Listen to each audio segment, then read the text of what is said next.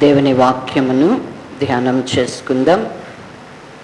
తెస్సలోనికీయులకు రాసిన మొదటి పత్రిక 5వ అధ్యాయము 9వ వచన భాగము నుండి 11వ వచన భాగం వరకు చదువుకుందాం. ఎందుకనగా మన ప్రభువైన యేసుక్రీస్తు ద్వారా రక్షణ పొందుటకే దేవుడు మనలను నియమించెను గాని ఉగ్రత పాలగుటకు నియమింపలేదు. మనము మేలుకొని ఉన్నను, నిద్రపోవుచున్నను, తనతో కూడా జీవించు నిమిత్తము ఆయన మన కొరకు మృతి పొందెను. కాబట్టి మీరిప్పుడు చేయుచున్నట్టుగానే ఒకనిని ఒకడు ఆదరించి ఒకనికి ఒకడు క్షేమాభివృద్ధి కలుగజేయుడి. ప్రార్థన చేసుకుందాం. పరిశుద్ధ తండ్రి, దయగలిగిన దేవా, మహోన్నతుడా, సర్వశక్తిమంతుడా, సర్వాధికారి, నీ పరిశుద్ధ పాదపీఠం ఎదుట సాగిలపడి ఉన్నాం. యెరూషలేము ప్రార్థనా మందిరమునకు నా అనుగ్రహింపబడిన 4 దినముల ఉపవాస ప్రతిష్ఠిత దినములను బట్టి నిన్ను స్తుతిస్తూ ఉన్నాం. ప్రభుబలను సమీపించులాగున నీ కృప కొరకై కనిపెట్టుకొనుచు విశ్వాసము చేత ప్రార్థించుచు ఉండగా నీ వాక్కు చేత మమ్మలను మీరు బలపరచండి. నీ వాక్యము నాయన మృతులమైన మమ్మలను బ్రతికింప చేయుటకు శక్తి కలిగినది ప్రభువా.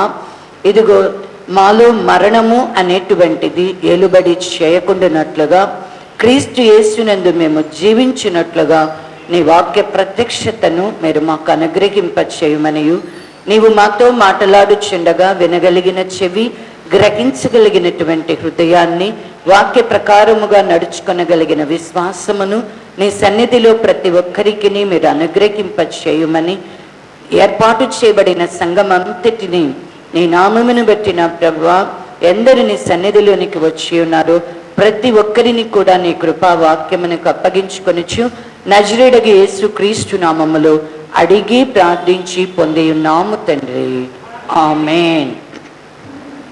దేవుని నామమునకు స్తోత్రములు. ప్రభువైన యేసుక్రీస్తు నామములో ఏర్పాటు చేయబడిన సంఘమంతటికి వందనాలు తెలియచేస్తూ ఉన్నాం. అపోస్తలుడైనటువంటి పౌలు గారు ఈ తెస్సలోనికయ సంఘానికి మరి ఈ రాస్తూ ఈ 5వ అధ్యాయము 9వ వచన భాగము నుండి 11వ వచన భాగం వరకు మనం చదువుకొని ఉన్నాం.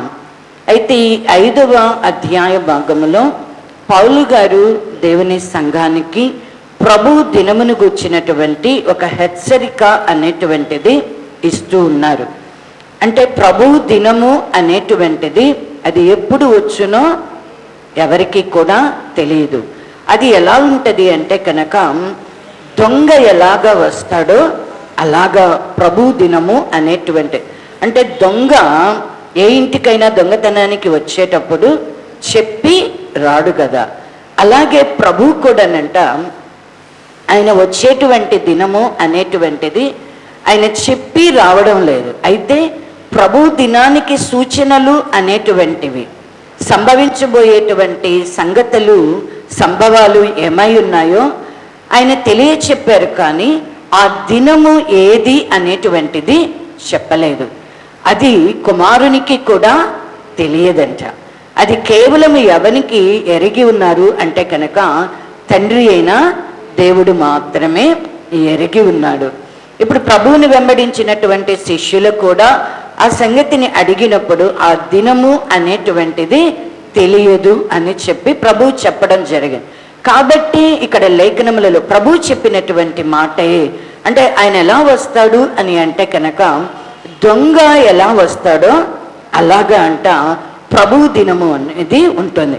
అంటే ఆ గడియ అయినా సరే, ఆ సమయమైనా సరే, ఆ దినమైనా సరే మనకు తెలియదు. కాబట్టి మనం ఎలా ఉండాలా అని అంటే ఇక్కడ పౌలు గారు హెచ్చరిస్తూ ఉన్నారు. లోకమైతే అనుకుంటదంట ఏమని అంటే కనుక నెమ్మదిగా ఉంది, భయమేమీ లేదు అని చెప్పి అనుకుంటుందంట. అయితే వారి మీదకి మాత్రము ఆ దినము, ప్రభు దినము అనేది ఆకస్మికముగా వారికంట నాశనము అనేటువంటిది తటస్థిస్తుంది. ఆకస్మికంగా వారి మీదకి వస్తుంది.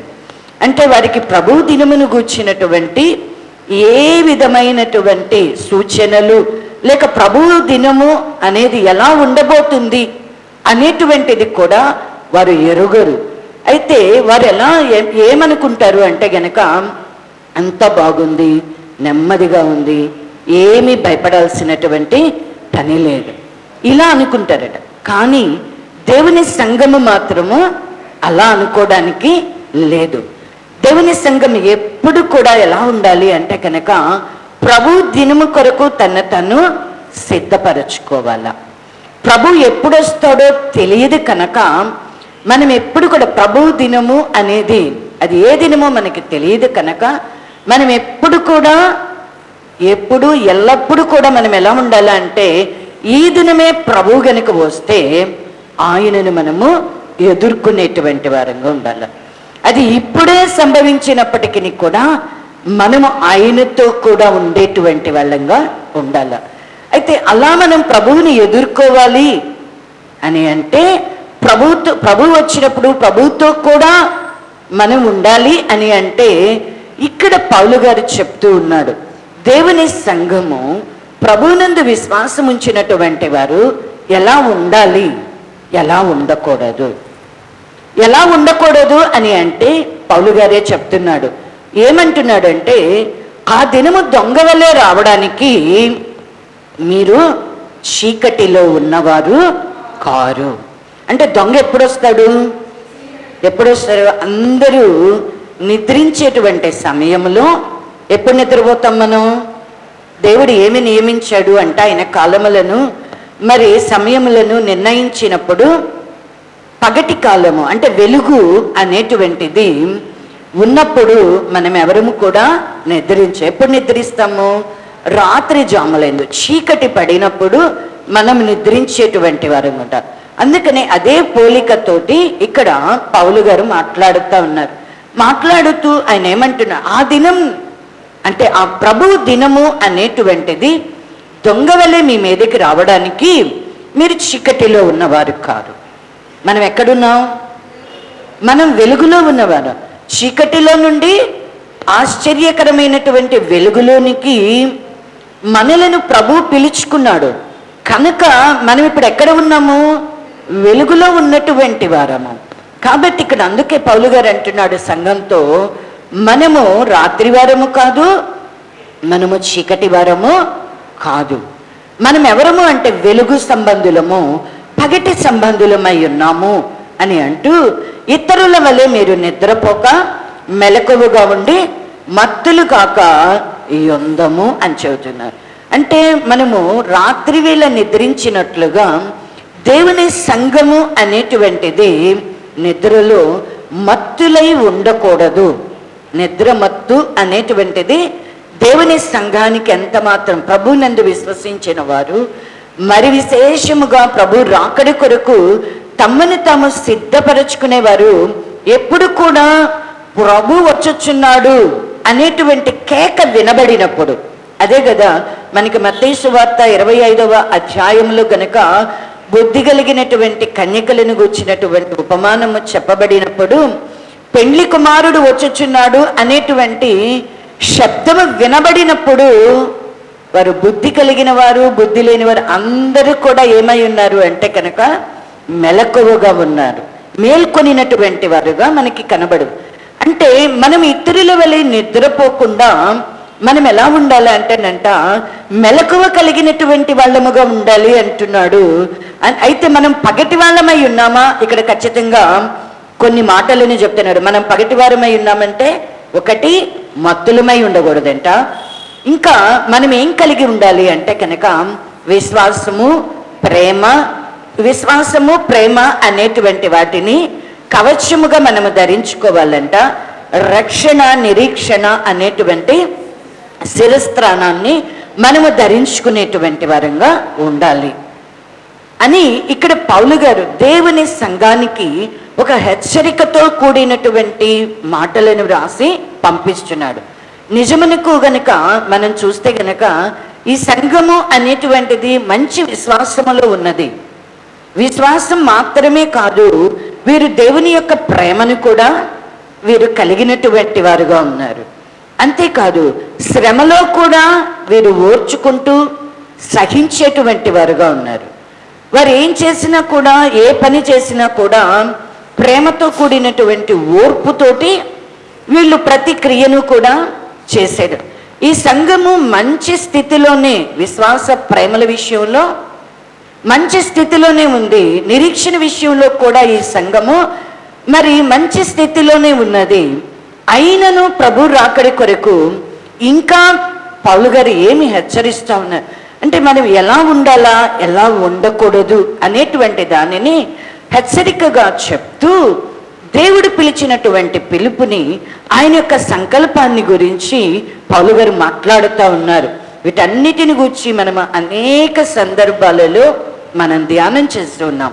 అయితే ప్రభు బలను సమీపించేటప్పుడు మనం జ్ఞాపకం చేసుకోవాల్సింది, దేవుని యొక్క పిలుపు మన ఎడల ఎలా ఉన్నది, దేవుని యొక్క ఏర్పాటు అనేటువంటిది మన ఎడల ఎలా ఉన్నది, దేని కొరకు మనల్ని పిలుచుకున్నాడు దేవుడు అని అంటే, ఇక్కడ పౌలు గారు చెప్తూ ఉన్నాడు, యేసు క్రీస్తు ద్వారా రక్షణ పొందడానికే దేవుడంట మనలను నియమించి ఉన్నాడు, కానీ ఉగ్రత పాలవడానికి మనల్ని ఆయన నియమించలేదు.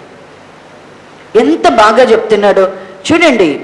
ఉండకూడదు అని అంటూనే 10వ వచనంలో అంటున్నాడు, మనం మేల్కొని ఉన్నను నిద్రపోవచ్చునను తనతో కూడా జీవించు నిమిత్తము ఆయన మన కొరకు మృతి.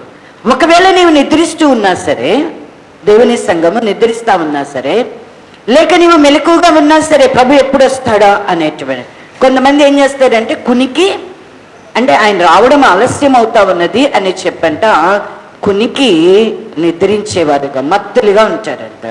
కొంతమంది ఎలా ఉంటారు అని అంటే, ప్రభు వచ్చే సమయం ఎప్పుడో తెలియదు కనుక వారు మేల్కొనేటువంటి వారుగా ఉంటారు.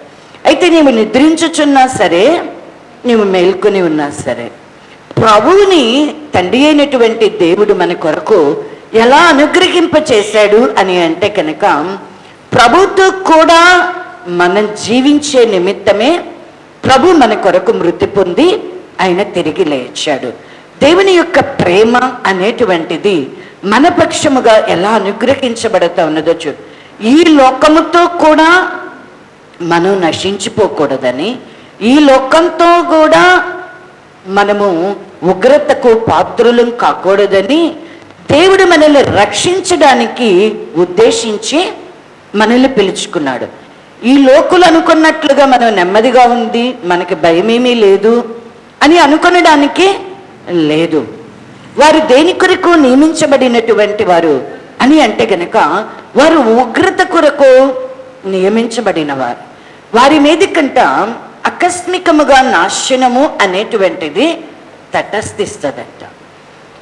అంటే వారి ఉగ్రత కొరకు నియమించబడినటువంటి. అయితే దేవుని సంఘమైతే ఎలా ఉంటుంది అని అంటే కనుక, ఇది ఎప్పుడు కూడా దేవుడు అనుగ్రహింపచేసేటువంటి రక్షణ కొరకు కనిపెట్టుకోవాల. దేవుడు మనల్ని దేని కొరకు పిలుచుకున్నాడు అంటే, తాను ఇచ్చేటువంటి ప్రభువైన యేసు క్రీస్తు ద్వారా మనకి ఇచ్చేటువంటి రక్షణ కొరకే ఆయన మనల్ని పిలుచుకొని ప్రభు మన కొరకు మృతి పొందాడు. కానీ మనం ఉగ్రత పాత్రలు అవ్వడానికి మాత్రము ఆయనంట మన కోసం చనిపోలేదు. ఆయన మన కోసం సిలువ వేయబడ్డాడు, మన కోసం ఆయన చనిపోయాడు, మన కోసమే ఆయన తిరిగి లేచాడు అని మన విశ్వాసం కలిగి ఉండినప్పటికీ, ఆ విశ్వాసమునకు తగినట్లుగా కనుక మనం లేకపోతే ఖచ్చితంగా మనకి కూడా ఏమి ఉంటుంది? నువ్వు ప్రభు దగ్గరికి వచ్చావు, కానీ విశ్వాసమునకు తగినట్లుగా గనక మనము లేకపోతే, నీవు నిద్రిస్తూ ఎంత లేపినా కూడా, నీవు నిద్రిస్తూ ఎంత లేపినా కూడా నీవు నిద్ర లేవట్లేదు అనుకోండి, నిద్ర లేవట్లేదు అంటే మత్తుడివై ఉన్నావనుకోండి, నీ కొరకు కూడా ఏమి ఉంటుంది? ఏమి ఉన్నది అంటే, ఈ లోకులతో పాటు మనము కూడా దేనికి పాత్రులం అవుతాము అంటే కనుక ఉగ్రతకు పాత్రులం అవుతాం. ఎలాగా ఈ లోకులందరూ వారి కొరకు తీర్పు అనేటువంటిది సిద్ధపరచబడింది, వారి కొరకు ఉగ్రత అనేటువంటిది నియమించబడి ఉన్నది. అయితే మనము దానికి పాత్రులము కాకుండానట్లుగానే యేసుక్రీస్తు ప్రభువారు మన కొరకు చనిపోయి తిరిగి లేచారు. ఇప్పుడు ఆ ప్రభువునందు, ఆయన మన కొరకు చనిపోయి తిరిగి లేచాడని మనము ప్రభువునందు విశ్వాసం ఉంచాం. ఇప్పుడు మనము దేని కొరకు నియమించబడిన వారము? ఆయన మనకు అనుగ్రహించేటువంటి రక్షణ కొరకే మనము నియమించబడిన వారు. దానిని ఇక్కడ మరలా వీరు మంచి విశ్వాసంలో ఉన్నారు, ప్రేమను కలిగి ఉన్నారు, ఓర్పును కలిగి ఉన్నారు, మనలాగా లేరు.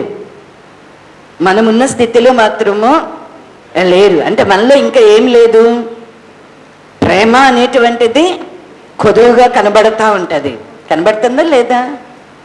ప్రేమ కొదువుగా కనబడతా ఉంటుంది, ఒప్పుకోగల. ప్రేమ కొదువుగా కనబడుతుంది. ఇంకా ఏం కనబడుతుంది? శ్రమలో ఓర్చుకోవడము, శ్రమలో సహించడము అనేటువంటిది మనకి కొదువుగా కనబడుతూ ఉంటుంది. మనమున్న స్థితిలోనైతే ఈ తెస్సలోనిక సంఘం లేదు. మంచి విశ్వాస ప్రేమల యందు ఈ సంఘము నిలిచి ఉన్నది. దేవుని రాజ్యమునకు నియమింపబడినట్లుగా ఒక సూచనలాగా వీరి కలిగిన శ్రమలలో కూడా వీరు ఎలా ఉన్నారు అంటే కనుక నిలకడగా ఉన్నారు. వారి శ్రమలో కూడా తప్పిపోలేదంట. నిలకడగా విశ్వాసముతో వారు సహించి ఓర్చుకున్నటువంటి వారు ఉన్నారు. అయితే ఇక్కడ పౌలు గారు చెప్తూ అంటున్నాడు, ప్రభువైన యేసు క్రీస్తు ద్వారా రక్షణ పొందుటకే దేవుడు మనల్ని నియమించిన గాని ఉగ్రత పాలగుటకు నియమించలేదు. అంటే దేవుని సంఘములో కూడా లోకమంతటిలో గనుక మనం చూసినట్లయితే కొందరేమో ఉగ్రత పాలవడానికి, మరికొందరేమో రక్షణ పొందడానికి ఉన్నట్లుగా మనకు కనబడు. అలాగే దేవుని సంఘములో కూడా మనం ఎలా ఉంటాము అంటే కనుక వచ్చిన అందరూ కూడా ప్రభువునందు విశ్వాసం ఉంచి చెప్పే అందరూ దేవుడిచ్చే రక్షణ పొందుకుంటారా? పొందుకోలేదు. రక్షణ పొందువారు కొద్దిమందే అని. ఇరుకు ద్వారమున ప్రవేశించ పోరాడుడి, ఆ ద్వారము గుండా ప్రవేశించేటువంటి వారు కొద్దిమంది.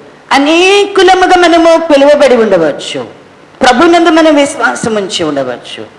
కానీ దేవుని సంఘానికి ఒక హెచ్చరిక, ఈ లోకముతో కూడా మనము ఉగ్రత పాలవ్వకూడదు.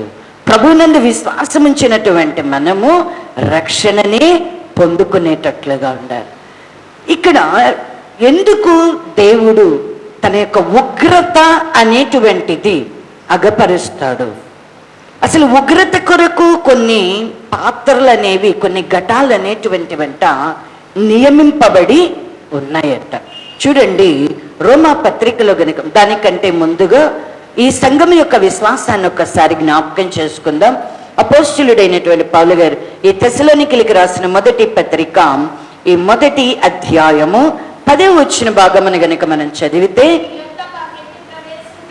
మీ యొద్ద మాకు ఎట్టి ప్రవేశము కలిగెనో అక్కడి జనులు మమ్మను గూర్చి తెలియజెప్పుచున్నారు, మరియు మీరు విగ్రహములను విడిచిపెట్టి జీవము గలవాడును సత్యవంతుడినగు దేవునికి దాసులగుటకును దేవుడు మృతులలో నుండి లేపిన యేసు అనగా రాబోవు ఉగ్రత నుండి మనలను తప్పించుచున్న ఆయన కుమారుడైన యేసు పరలోకము నుండి వచ్చునని ఎదురు చూచుటకును మీరేలాగు దేవుని వైపునకు తిరిగితిరో ఆ సంగతి వారే తెలియజేయుచున్నారు.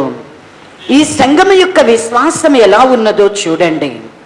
ఎలా ఉందంటే, వీరంట విగ్రహాలను విడిచిపెట్టారు, జీవము కలిగినటువంటి వాడును సత్యవంతుడైనటువంటి దేవునికి దాసులు అవడము కొరకంట దేవుడు మృతులలో నుంచి లేపినటువంటి యేసు రాబోయేటువంటి ఉగ్రత నుంచి మనలను తప్పించుచున్న ఆయన కుమారుడైన యేసు. ఈ సంఘానికి ఉన్న విశ్వాసము, ఈ సంఘానికి ఉన్నటువంటి జ్ఞానము ఎటువంటిది అని అంటే, దేవుని వలన కలిగేటువంటి రక్షణను మనము పొందుకోవాలా అంటే, ప్రభువైన యేసు క్రీస్తునందు మనం విశ్వాసం ఉంచుతున్నాము అంటే ఏం చేయాలో వారు బాగుగా ఎరిగి ఉన్నారు. ఏం చేయాలంట? వారు విగ్రహాలను విడిచిపెట్టారు. జీవము కలిగిన వాడును సత్యవంతుడైనటువంటి దేవునికి వారు దాసులు కావాలి అని అంటే, ప్రభువైన యేసు క్రీస్తు రాబోయేటువంటి ఉగ్రత నుండి తప్పించుచున్న ఆయన కుమారుడైనటువంటి యేసు పరలోకము నుండి వచ్చునని ఎదురు చూచుటకు వారి విశ్వాసం ఎలా ఉన్నది అంటే నిరీక్షణతో కూడినదై ఉన్నది. కేవలము ఆయన చనిపోయాడు, ఆయన మా కొరకు శ్రమపడ్డాడు, సిలువ వేయబడ్డాడు, చనిపోయాడు, తిరిగి లేచాడు, అంతటితో వారు ఆగిపోలేదు. ఆ ప్రభువైన యేసుక్రీస్తు మరలా రానై ఉన్నాడు. ఆ ప్రభువు ఇప్పుడు మమ్మల్ని ఎక్కడి నుంచి రక్షిస్తాడు? ఉగ్రతల్లో నుండి మనలను తప్పించేటువంటి ప్రభువు అని. ఇప్పుడంటే వీరు ఎవరి కొరకు ఎదురు చూస్తున్నారు? పరలోకము నుండి రానై ఉన్నటువంటి యేసుక్రీస్తు కొరకు వారు ఎదురు చూస్తున్నారు. ఈ సంఘమును గూర్చినటువంటి సాక్ష్యం చూడండి. అంటే ప్రభు వస్తున్నాడు, రెండవ మారు రానై ఉన్నాడు అంటే దేవుని సంఘము ప్రభునందు గనుక నిరీక్షణ కలిగి ఉంటే ఈ లోకానికి కలగబోయేటువంటి ఉగ్రతలో నుండి ప్రభు అయిన యేసుక్రీస్తు నన్ను రక్షించువాడై ఉన్నాడు. ఈ విశ్వాసం అనేటువంటిది మనలో ఉండాలి. ప్రభువుని గూర్చినటువంటి ఈ జ్ఞానము అనేటువంటిది ఖచ్చితంగా మనలో ఉండాలి. ఈ లోకానికి కలగబోయే ఉగ్రతలో నుంచి మనల్ని తప్పించి రక్షించే దేవుడు. ఇప్పుడు దాని కొరకే, ఆ ప్రభువు కొరకే మనము ఎదురు చూచువారమయ్యాను. ఈ దశలోనిక సంఘము ఆ స్థితిలోనే ఉన్నది. అయినప్పటికీ కూడా పౌలు గారు ఎలాంటి హెచ్చరికనిస్తున్నాడు వాళ్ళకి? ఎలాంటి హెచ్చరికనిస్తున్నాడు? ఎలా వాళ్ళని హెచ్చరిస్తున్నాడు అంటే, ఆయన ప్రభు అయిన యేసుక్రీస్తు ద్వారా రక్షణ పొందుటకే దేవుడు మనలను నియమించను గాని ఉగ్రత పాలగుటకు నియమించలేదు అంటున్నాడు. పౌలు గారు రోమా సంఘముతో కూడా మాట్లాడుతూ చూడండి, రోమీలకు రాసినటువంటి పత్రిక, రోమా పత్రిక 5వ అధ్యాయము 8వ వచన భాగము నుండి చదువుకుందాం. అయితే దేవుడు మన ఎడల తన ప్రేమను వెల్లడిపరచుచున్నాడు. ఎట్లనగా మనం ఇంకనూ పాపులమై ఉండగానే క్రీస్తు మన కొరకు చనిపోయెను.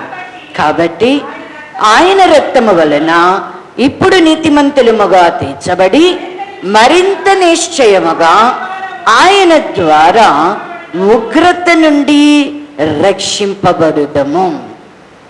దేవుని ప్రేమ అనేటువంటిది మన ఎడల ఎలా ఉంది? ఎలా ఉంది దేవుని యొక్క ప్రేమ, దేవుని యొక్క పిలుపు, దేవుని యొక్క ఏర్పాటు, ఆయన వలన కలిగేటువంటి రక్షణను మనం కోరుకొనడానికి, అంటే ఆయన రక్షణను మనం పొందుకోవాలి అంటే మొదటిగా మనము ఉగ్రతలో నుంచి తప్పింపబడాలి. ఉగ్రతలో నుంచి తప్పింపబడి దేవుడు అనుగ్రహించేటువంటి గొప్ప రక్షణను మనము పొందుకోగలుగుతాం. ఎలా దేవుడు మనల్ని ఉగ్రత నుండి మనల్ని రక్షిస్తున్నాడు అంటే ఇక్కడ పౌలు గారు చక్కగా వివరిస్తున్నాడు. దేవుడు మన ఎడల ఎట్టి ప్రేమను కనబరిచాడో ఇక్కడ చెప్తూ, మనం ఇంకనూ పాపులమై ఉండగానే క్రీస్తు మన కొరకు చనిపోయాను అంటే మనం ఇంకా పాపులంగానే ఉన్నాం. ఇప్పుడు ప్రభు ఎప్పుడు చనిపోయాడు మన కొరకు? ఎప్పుడు చనిపోయాడు అంటే మన కొరకు ఆయన 2020 సంవత్సరాల క్రితమే ఆయన చనిపోయాడు. ఇప్పుడు మనం ప్రభువునందు విశ్వాసం ఉంచాం. లేదా ఒక 20 సంవత్సరాలు, ఒక 10 సంవత్సరాల క్రితము, లేక ఒక 5, లేదా ఒక 3, 2, 1 ఇలా ఎవరి సంవత్సరముల యొక్క లెక్క వారికి ఉంటుంది ప్రభువుని అంగీకరించుటలో, ప్రభు దగ్గరికి వచ్చుటలో. అయితే ఇప్పుడు ఎందరమో ఆయన యొద్దకు వచ్చినప్పటికీ అందరి విషయంలోనూ కూడా దేవుని వాక్యం ఏమని సాక్ష్యం ఇస్తుందంటే, ఆయన ఎలా చనిపోయాడు, ఆయన ఎప్పుడు చనిపోయాడు అంటే, మనము పాపులమై ఉండగానే ఆయన మన కొరకు ఆయన చనిపోయాడు. అందుకనే పౌలు గారి డిస్క్రిప్షన్ ఇస్తూ అంటున్నాడు, మంచివారి కొరకు ఒకరు చనిపోవడం అనేటువంటిదే చాలా అరుదుగా ఉంటుంది. కానీ ఎవరి కొరకు చనిపోయాడు ఆయన? భక్తిహీనుల కొరకు ఆయన చనిపోయాడు, పాపులమైనటువంటి మన కొరకు ఆయన చనిపోయాడు. అంతేకాదు, మనము శత్రువులమై ఉండగానే ఆయన మన కొరకు, విరోధమైనటువంటి భావములు కలిగి ఉన్నటువంటి మనము ఆయనకు శత్రువులంగా ఉన్నటువంటి మన కొరకు ఆయన ముందుగానే చనిపోయాడు. కాబట్టి ఇప్పుడు ఆ రక్తము వలన ఇప్పుడు మనం ఏం చేయబడుతున్నాము అంటే కనుక, నీతిమంతులముగా తీర్చబడి మరింత నిశ్చయముగా ఆయన ద్వారా ఉగ్రత నుండి మనము ఎక్కడి నుంచి రక్షింపబడుతున్నామంట? ఆయన రక్తము మనల్ని మొదట ఏం చేస్తుంది అంటే, నీతిమంతులనుగా మనలను తీర్చుతుంది. ఆయన రక్తం మనల్ని నీతిమంతులుగా తీరుస్తుంది. ఎవరైతే నీతిమంతులుగా చేయబడతారో వారి విషయమై దేవుని యొక్క వాక్యం చెప్తూ ఉంది, నిశ్చయముగా ఆయన ద్వారా ఉగ్రత నుండి రక్షింపబడదు. దేవుడు ఎవరిని నీతిమంతులుగా చేస్తాడు? ఎవరిని పిలిచాడో వారిని ఆయన ఏం చేస్తాడంట? నీతిమంతులుగా చేస్తాడు. మనకు తెలుసు, రోమాపత్రిక 8వ అధ్యాయము 30వ వచనములో వ్రాయబడి ఉంది, ఎవరిని పిలిచెనో వారిని ఏం చేస్తున్నాడంట? ఆయన నీతిమంతులుగా తీరుస్తూ ఉన్నాడు. ఇప్పుడు ఎలా మనం నీతిమంతులుగా పిలువబడినటువంటి మనము ప్రభువునందు మనం విశ్వాసం ఉంచుతున్నాం. ఇప్పుడు ఆయన రక్తము అనేటువంటిది మనలను ఉచితముగా మనల్ని ఏం చేస్తా ఉన్నది?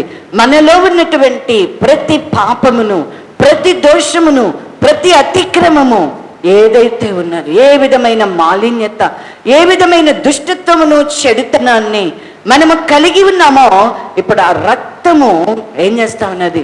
మనము ప్రభువునందు విశ్వాసం ఉంచుట ద్వారా మనము నీతిమంతులముగా చేయబడుతూ ఉన్నాం. మనం ఏం చేయబడుతున్నాం? నీతిమంతులముగా చేయబడుతున్నాం. చూడండి, ఇదే రోమాపత్రిక 5వ అధ్యాయము 3వ అధ్యాయము 24వ వచన భాగమును చదువుకుందాం. కాబట్టి నమ్మువారు ఆయన కృప చేతనే క్రీస్తు యేసునందలి విమోచనము ద్వారా ఉచితముగా నీతిమంతులని తీర్చబడుచున్నారు. పూర్వము చేయబడిన పాపములను దేవుడు తన ఓరిమి వలన ఉపేక్షించినందున ఆయన తన నీతిని కనబరచవలెనని క్రీస్తు యేసు రక్తమునందలి విశ్వాసము ద్వారా ఆయనను కరుణాధారముగా బయలుపరిచెను. దేవుడు ఇప్పటి కాలమందు తన నీతిని కనబరచు నిమిత్తము తాను నీతిమంతుడును యేసునందు విశ్వాసము గలవానిని నీతిమంతునిగా తీర్చువాడునై ఉండుటకు ఆయన అలాగు చేసెను. ఆయన రక్తము ద్వారా మనం ఏమవుతూ ఉన్నాము? నీతిమంతులముగా చేయబడుతూ ఉన్నాం. ఎలా ఆయన రక్తము మనల్ని నీతిమంతులుగా చేస్తుంది అంటే, ఆయన ఏమై ఉన్నాడంట? నీతిమంతుడై ఉన్నాడంట. ఇప్పుడు తాను నీతిమంతుడు కాబట్టి ఇప్పుడు ఎవరైతే నీతిమంతుడైనటువంటి యేసుక్రీస్తునందు విశ్వాసం ఉంచారో, ఇప్పుడు వారిని అందరినీ కూడా నీతిమంతులుగా తీర్చడం కొరకే తండ్రి అయినటువంటి దేవుడంట యేసుక్రీస్తు ప్రభువారిని మన కొరకు కరుణాధారముగా ఆయన బయలుపరిచాడు. కాబట్టి ఇప్పుడు అనీతిమంతుడైనటువంటి ఆయన రక్తము మన విశ్వాసము ద్వారా ఏమవుతా ఉన్నది? మనల్ని కూడా నీతిమంతులుగా, ఆ నీతిమంతుని రక్తము మనము ఆయన యందు విశ్వాసం ఉంచట ద్వారా మనల్ని నీతిమంతులుగా చేస్తాడు. ఎవరైతే నీతిమంతులుగా చేయబడతారో, ఈ నీతిమంతులుగా చేయబడడాన్ని గురించి కూడా మనకి ఎవరు నీతిమంతులు అంటే ఖచ్చితంగా క్వశ్చన్ అండ్ ఆన్సర్స్ లాగా మొత్తం మీ దగ్గర నుంచి సమాధానాలు రావాలా? ఉన్నాయా? గుర్తున్నాయా? ఆయన నీతిమంతుడు గనుక ఆయన నీతిని జరిగించేటువంటి ప్రతివాడు ఒకటి వచ్చింది. కాబట్టి నీతిమంతుడు అని అంటే మనకి నీతి అనేటువంటి దాని గురించి ఏమీ విడిచిపెట్టకుండా పరిశుద్ధ ఆత్మదేవుడు చెప్పి ఉన్నారు, మనకి తెలియచేశారు. మీరు రాసుకున్నారు. వీటిని గురించి మరలా మీరు వాక్యం తీసి చదవండి. వాక్యం తీసి నాకు అర్థమైంది. మీకోసం నేను హృదయపూర్వకంగా ప్రార్థన చేశాను. నాకు మీ మీద ఎవరి మీద ఎలాంటి భావం లేదు. మీకున్నటువంటి ఐక విచారములలో కలిగినటువంటి కష్ట నష్టాలలో ఏం మర్చిపోతున్నారు అంటే దేవుని వాక్యాన్ని మర్చిపోతున్నారు. మీకున్న ఐక విచారాలు, ధనమోసాలు, లేకపోతే శోధనలు, శ్రమలు ఏవైతే ఉన్నాయో వీటన్నిటిలో దేవుని వాక్యం మిమ్మల్ని వాటన్నిటిలో నుంచి తప్పించి రక్షించాలా. కానీ ఆ వాక్యం మీలో లేకుండా మీ హృదయాలను ఏం చేస్తుంది అంటే కనుక కలవర పెట్టేస్తుంది. వాక్యం మీలో నిలిచి ఉండకుండానట్లుగా ఎత్తుకొని పోతాం. కాబట్టి బాగా ప్రార్థన చేయండి, సాధన చేయండి దేవుని వాక్యాన్ని. నీతిమంతులుగా మనము తీర్చబడితే మరి నిశ్చయంగా మనకేముందంట? ఉగ్రత నుంచి రక్షింపబడదు. ఇప్పుడు మనం ఖచ్చితంగా ప్రభువునందు విశ్వాసము ఉంచాలా. ఆ విశ్వాసం అనేటువంటిది మనల్ని నీతిమంతులుగా చేయాల. అప్పుడు మరి నిశ్చయంగా మనమేమవుతాము? ఉగ్రత నుంచి మనము రక్షించబడతాం. లేకపోతే మనం కూడా దేనికి పాత్రులమవుతాము? నీకు విశ్వాసం ఉన్నది, కానీ నీవు నీతిని నేర్చుకోకపోతే, నీతి క్రియలను గనుక నీవు చేయకపోతే, నీతిమంతుడివుగా ప్రభు వలన నీవు తీర్చబడకపోతే, ప్రభు చెప్పాలా? ఏమని చెప్పాలా? నీవు నీతిమంతుడవు అని నిన్ను గూర్చి ఎవరు సాక్ష్యం ఇవ్వాలా? ప్రభు సాక్ష్యం ఇవ్వాలా.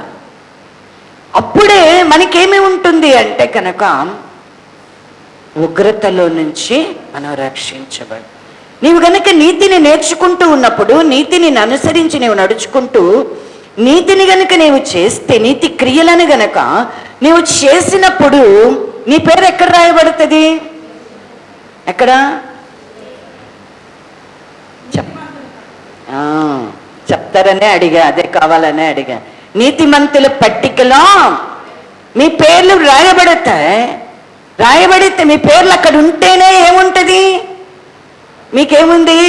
ఉగ్రతలో నుండి మీరు తప్పింపబడి రక్షణ అనేటువంటిది పొందుకోగలుగుతారు.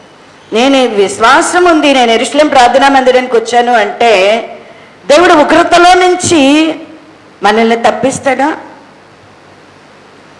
నీతిమంతుల పట్టికలో మన పేరు అనేది రాయబడాల. అప్పుడు నిశ్చయంగా మనం ఏమవుతాము? ఉగ్రత నుండి రక్షించబడతాం. నీతిమంతుల పట్టికలో గనక మన పేరు లేకపోతే మనం కూడా ఈ లోకానికి కలగబోయేటువంటి ఉగ్రతకి మనము కూడా, నువ్వెంత ప్రభు దగ్గరికి వచ్చినా, ప్రభు నాకు ఎంత బాగా తెలుసు అన్నా, నువ్వెంత ప్రార్థనలు చేసినా, ఎంత వాక్యాన్ని చెప్పినా, నీవు ఎన్ని క్రియలను చేసినా, ధర్మకార్యాలను చేసినా, ఎన్ని అర్పణలు అర్పించినా, నీ పేరు మాత్రం ఎక్కడుండాలా? నీతిమంతుల పట్టికలో. దేవుని చేత నీవు నీతిమంతుడివని నీవు పిలువబడితేనే, నీవు నీతిమంతుడిగా తీర్చబడితేనే నీవు ఉగ్రతలో నుంచి తప్పించబడు. ఉగ్రత అనేటువంటిది మనము భరించలేనటువంటిది, అది మనము తాళలేనటువంటిది. చూడండి, దేవుని యొక్క వాక్యంలో వ్రాయబడి ఉన్నది, ప్రభు యొక్క దినము, యెహోవా దినము అనేటువంటిదంట యెషయా గ్రంథము 13వ అధ్యాయము. యెషయా గ్రంథము 13వ అధ్యాయము 6వ వచన భాగమును చదువుకుందాం. యెహోవా దినము వచ్చుచున్నది, ఘోషించుడి, అది ప్రళయము వలె సర్వశక్తుడగు దేవుని యొద్ద నుండి వచ్చును. అందుచేత బాహువులన్నీ దుర్బలములగును, ప్రతివాని గుండె కరిగిపోవును. జనులు విభ్రాంతి నందుదురు, వేదనలు దుఃఖములు వారికి కలుగును. ప్రసవ వేదన పడు దాని వలె వారు వేదన పడిదరు, ఒకరినొకరు తేరి చూతురు, వారి ముఖములు జ్వాలల వలె ఎర్రబారును. యెహోవా దినము వచ్చుచున్నది, దేశమును పాడు చేయుటకు, పాపులను బొత్తిగా దానిలో ఉండకుండా నశింప చేయుటకును, క్రూరమైన ఉగ్రతతోనూ ప్రచండమైన కోపముతోనూ అది వచ్చును. ఆకాశ నక్షత్రములను నక్షత్ర రాశులను తమ వెలుగును ప్రకాశింపనీయవు.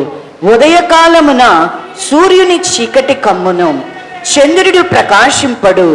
లోకుల చెడుతనమును బట్టియు దుష్టుల దోషమును బట్టియు నేను వారిని శిక్షింపబోచున్నాను.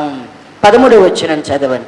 సైన్యములకు అధిపతియగు యెహోవా ఉగ్రతకును, ఆయన కోపాగ్ని దినమునకును, ఆకాశము వణకునట్లును, భూమి తన స్థానము తప్పునట్లును నేను చేసేదను.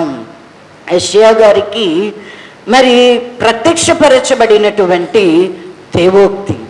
యెహోవా దినము అనేటువంటిది వస్తుంది.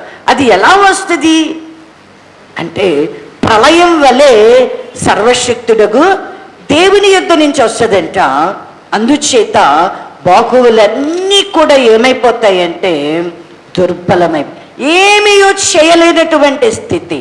ప్రతి వాని యొక్క గుండె కూడా ఏమైపోతుంది అంటే కరిగిపోతుందంట. జనులకు అందరికీ కూడా విభ్రాంతి, వేదనలు, దుఃఖమే ఉంటుందంట. ఒక్కరిని ఒకరు తేరి చూసుకు ప్రసవ వేదన పడువాని వలె వారు వేదన పడతారంటున్నారు. వారి ముఖాలన్నీ కూడా ఎర్రగానంట, జ్వాలల వలె ఎర్రబారిపోతాయి. ఎందుకు యెహోవా దినము వచ్చుచున్నది అని ఇక్కడ చెప్తున్నాడు. పాపులు బొత్తిగా దానిలో ఉండకుండా నశింపజేయటానికంట క్రూరమైనటువంటి ఉగ్రతతో. ఎలాంటి ఉగ్రత ఇది? క్రూరమైనటువంటిదిగా ఉంటుందంట. పాపులు అనేటువంటి వాళ్ళు దేశములో లేకుండా ఉండేటట్లుగా ఇక్కడ వారి యొక్క దోషానికి అంతటికీ కూడా దేవుడు ఏం చేయబోతున్నాడు అంటే శిక్ష అనేటువంటిది విధించబోతా ఉన్నాడు. ఈ లోకానికైతే అది క్రూరమైనటువంటి ఉగ్రత దినముగా ఉంటుంది. దానిని తాళుకొనగలిగినటువంటి వారు ఎవరు ఉండరంటారు. నిలిచి ఉండగలిగినటువంటి వారు ఎవరు కూడా ఉండరు. మనం గనక సరి అయినటువంటి విశ్వాసంలో గనక మనం లేకపోతే, విశ్వాసానికి విధేయులం కాకపోతే గనక, మరి విశ్వాసులకు తగినట్లుగా గనక మనం నడుచుకోకుండా ఉంటే, ఇదిగో దేశంలో పాపులు అనేటువంటి వాళ్ళు బొత్తిగా నశింపజేయటానికంట దేవుని యొక్క ఉగ్రత అనేటువంటిది దిగి వస్తుందంటండి. ఇక్కడ అంటున్నాడు, ఆకాశము వణికిపోతుంది, భూమి తన స్థానాన్ని తప్పుతుందంట. చంద్రుడేమో ఎర్రగా మారిపోతాడంట, సూర్యుడేమో నల్లగా ఆకాశ నక్షత్రాలన్నీ కూడా వాటి యొక్క స్థానాన్ని తప్పిపోతాయి అని చెప్తున్నారు. అది ఉగ్రత దినముగా ఉన్నది. మనకి ప్రకటన గ్రంథము 6వ అధ్యాయములో మనం చూసినా కూడా, ప్రకటన గ్రంథము 6వ అధ్యాయము యెషయా గారి, యోహాను గారి కలిగినటువంటి ప్రత్యక్షతలో కూడా వ్రాయబడినటువంటి మాట. 6వ అధ్యాయము 17వ వచన భాగమును చదువుకుందాం. భూరాజులను, గనులను, సహస్రాధిపతులను, ధనికులను, బలిష్ఠులను, ప్రతి దాస్యుడును, ప్రతి స్వతంత్రును కొండ గుహలలోను బండల సందులలోనూ దాగుకుని సింహాసనాసీనుడైన వాని యొక్కయు గొర్రెపిల్ల యొక్కయు ఉగ్రత మహాదినము వచ్చెను. దానికి తాళజాలిన వాడెవడు? మీరు మా మీద పడి ఆయన సన్నిధికిని గొర్రెపిల్ల ఉగ్రతకును మమ్మను మరుగు చేయుడి అని పర్వతములతోనూ బండలతోనూ చెప్పుచున్నారు. భూరాజులైన వాళ్ళు, గనులైన వాళ్ళు, సహస్రాధిపతులు, ధనికులు, బలిష్ఠులు, దాసుడు, స్వతంత్రుడు, అందరు, ఏ భేదము కూడా లేదు. అందరు కూడా సింహాసనాసీనుడై ఉన్నటువంటి వాని యొక్కయు గొర్రె పిల్ల యొక్క ఉగ్రత దినము అనేటువంటి తాళగలిగిన వారిని లేరంట. కొండలతో బండలతో చెప్తున్నారంట. ఏమని? మా మీద పడి ఆయన సన్నిధికి గొర్రెపిల్ల ఉగ్రతకి మమ్మలను మరుగు చేయండి అని చెప్పి పర్వతములతో వీరందరూ గొప్పవారు, గనులైన వారు, భూరాజులు, అధిపతులు, దాసులు, స్వతంత్రులు, బలిష్ఠులు, ధనికులైన వారు, వీరందరూ కూడా ఎవరికి చెప్తున్నారు? కొండలకి, బండలకి, పర్వతాలు మా మీద పడి గొర్రెపిల్ల ఉగ్రత దినాన్ని మరుగు చేయమని అడుగుతారు. అంటే దానిని మనము తాళజాలగలిగిన వారము. ఆ ఉగ్రతలో నుంచి దేవుడు మనల్ని తప్పించడానికి, మనలను రక్షించడానికి దేవుడు సంకల్పించి మనల్ని పిలుచుకున్నాడు. కాబట్టి మనము ఉగ్రత పాలయ్యే వాళ్ళంగా ఉండకూడదు. ఎలా ఉండాలా? దేవుడు మనకు అనుగ్రహించినటువంటి రక్షణను మనము పొందుకునేటువంటి వారంగా ఉండాలి. దేవుని యొక్క ఉగ్రత అనేటువంటిది దానిని తాళజాలం. అయితే ఎవరు ఉగ్రతకు నియమింపబడతారు అని అంటే కనుక చూడండి, దేవుని యొక్క వాక్యములు, దేవునిని ఎరగని వారు అందరూ పాపులను, మరి వారు చేసినటువంటి ప్రతి దోషమును బట్టి వారికి శిక్ష విధింపబడతా ఉన్నది. వారికి నాశనము అనేటువంటిది తటస్థిస్తా ఉన్నది.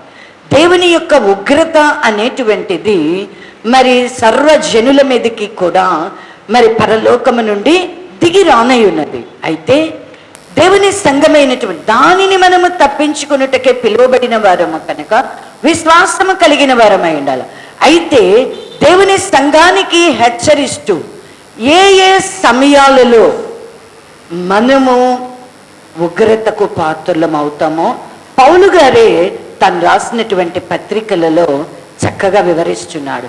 నేను ఈ లోకపు జనుల్లో లేను కదా, నేను ప్రభు దగ్గర ఉన్నాను కదా, నేను ప్రభు ఇచ్చే రక్షణ కొరకు నేను బాప్తిసం తీసుకున్నాను కదా, ప్రభు బల్లను నేను సమీపిస్తున్నాను కదా, దేవుడు వచ్చినప్పుడు నన్ను జ్ఞాపకం చేసుకుంటాడు, దేవుడు తను తీసుకొని వచ్చే రక్షణను నాకు ఇస్తాడు అని మనం అనుకుంటున్నామేమో. అయితే ప్రభు దగ్గరికి వచ్చినప్పటికీ ప్రభు వాక్యము మనల్ని ఏమని హెచ్చరిస్తుంది అంటే, మనము ఉగ్రతకు పాత్రలము కాకుండానట్లుగా దేవుడిచ్చే రక్షణ పొందాలి అని దేవుడు కోరుకుంటున్నాడు. అయితే నువ్వు నేను ఎలా ఉన్నాం? దేవుడిచ్చే రక్షణను పొందుకునే వారంగా ఉన్నామా, లేక ఉగ్రత పాత్రలం అయ్యేటట్లుగా ఉన్నాం?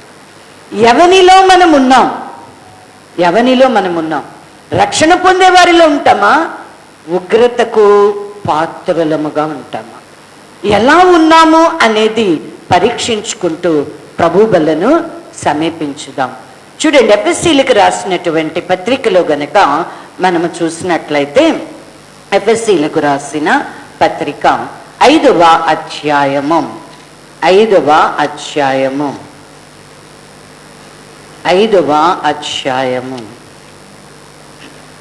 3వ వచన భాగము నుండి చదువుకుందాం. మీలో జాగ్రత్తమే కానీ, ఏ విధమైన అపవిత్రతయే కానీ, లోభత్వమే కానీ వీటి పేరైనను ఎత్తకూడదు. ఇదే పరిశుద్ధులకు తగినది. కృతజ్ఞతా వచనమే మీరు చింపవలెను కానీ, మీరు బూతులైనను పోకిరి మాటలైనను సరసోక్తులైనను ఉచ్చరింపకూడదు. ఇవి మీకు తగవు. వ్యభిచారి అయినను, అపవిత్రుడైనను, విగ్రహారాధికుడై ఉన్న లోబి అయినను, క్రీస్తు యొక్కయు దేవుని యొక్కయు రాజ్యమునకు హక్కుదారుడు కాడని సంగతి మీకు నిశ్చయముగా తెలియను. వ్యర్థమైన మాటల వలన ఎవడును మిమ్మల్ని మోసపరచనీయకుడి. ఇట్టి క్రియల వలన దేవుని ఉగ్రత అవిధేయులైన వారి మీదికి వచ్చును గనక మీరు అట్టి వారితో పాలివారై ఉండకూడి. అవిధేయులైనటువంటి వారి మీదకి ఏమొస్తుందంట? ఉగ్రత అనేటువంటిది, అవిధేయులైన వారి మీదకి ఉగ్రత అనేటువంటిది దిగి వస్తుందంట. మనం ఇప్పుడు ఆ అవిధేయులైనటువంటి వారితో మనము పాలివారమై ఉండవద్దు అంటున్నాడు. అవిధేయులైనటువంటి వారంటే వారు ఎలా ఉంటారు? వారు ఎలా ఉంటారు అంటే, మనము ప్రభువునందు విశ్వాసం ఉంచినప్పటికీ మనలో గనక జాగ్రత్తం ఉందనుకోండి, మనలో మరి లోభిత్వము అనేటువంటిది ఉన్నది అనుకోండి, ఖచ్చితంగా వాటి పేరులు కూడా మనము ఎత్తకూడదట, ఉచ్చరింపకూడదు. జారత్వము, లోభిత్వము అనేటువంటివంట అపవిత్రత, వీటిని గూర్చి వాటి పేర్లను కూడా మనం ఎత్తకూడదు. అది పరిశుద్ధులకి తగినటువంటి. అంటే మనము మన నోటితో మనం మాట్లాడేటప్పుడు కూడా క్రియ చేయడమే కాదు, ఆలోచనలలో తలంపులలోనే కాదు, నీవు నోటి మాటతో కూడా వాటిని ఉచ్చరింపకూడదు. ఎప్పుడైనా మనము గ్రహించగలుగుతామా నేనేం మాట్లాడాలా, నేనేం మాట్లాడకూడదు? ఎప్పుడైనా మనకు తెలుసా? మాట్లాడేటప్పుడు తెలుసా? మాట్లాడేటప్పుడు అన్నిటినీ మర్చిపోతాం. ఎవరైనా అపవిత్రతలో ఉన్నప్పుడు వారిని గూర్చి మాట్లాడకూడదు మనము అనేటువంటి సంగతి నీకు తెలుసా? ఎవరైనా వ్యభిచారములో లేక జారత్వములో ఉన్నప్పుడు అటువంటి విషయములను గురించి మనం మాట్లాడడం కూడా మనకి తగినటువంటిది కాదు అనేటువంటి సంగతి మనకి తెలుసా? మనం నిత్యము ఏ మాటలు మాట్లాడుకుంటాం? ఏ మాటలు మాట్లాడతారు? విశ్వాసము అనేది ప్రభువునందు ఉన్నది, కానీ మాటలలో మాత్రం ఏముంటుంది? అపవిత్రత. మాట్లాడకూడనటువంటి మాటలని మాట్లాడుతూ మనం ఏమైపోతాము? అపవిత్రులమైపోతున్నాము. మనము అవిధేయులమైనటువంటి పిల్లలు. ఇక్కడ అవిధేయతకి ఏమి ఉన్నది అంటేనంట, కుమారులు ఉన్నారంటండి. అవిధేయతకి కూడా ఎవరున్నారంట? కుమారులు ఉన్నారంట. ఫుట్నోట్లో చూడండి, అవిధేయత కుమారుల మీదకి. అవిధేయతకి ఎవరున్నారంట? కుమారు. అవిధేయత కుమారుల మీదకి అంటున్నారు.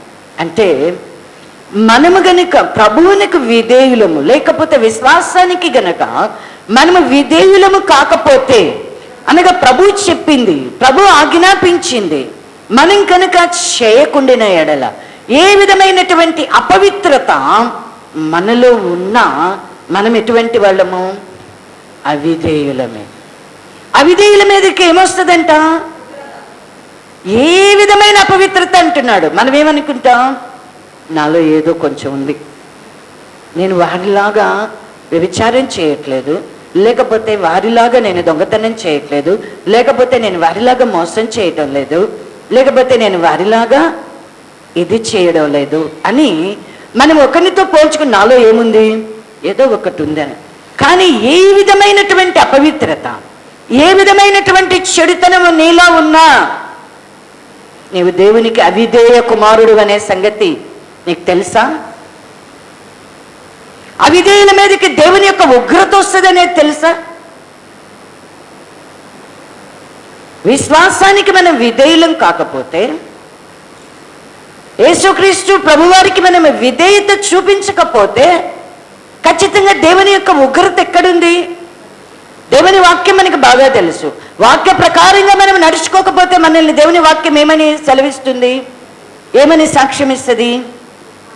మనం అవిధేయులం. వాక్యానికి మనం గనక లోబడకపోతే మనం ఎవరము? అవిధేయులం. ఇక్కడ అంటున్నాడు, ఏమంటున్నాడు? జారత్వము, ఏ విధమైన అపవిత్రత, లోబత్వం, వీటి పేరైనా ఎత్తకూడదు. ఇదే పరిశుద్ధులకు తగినది. మన నోట ఎప్పుడు కూడా ఏమి ఉండాలా? కృతజ్ఞత వచనమే మీరు ఉచ్చరించాలా. మీ నోట బూతులున్నాయా? మీరు అవిధేయులే. మీలో పోకిరి మాటలు అనేటువంటి వస్తా ఉన్నాయా? పోకిరి వెర్రి మాటలు.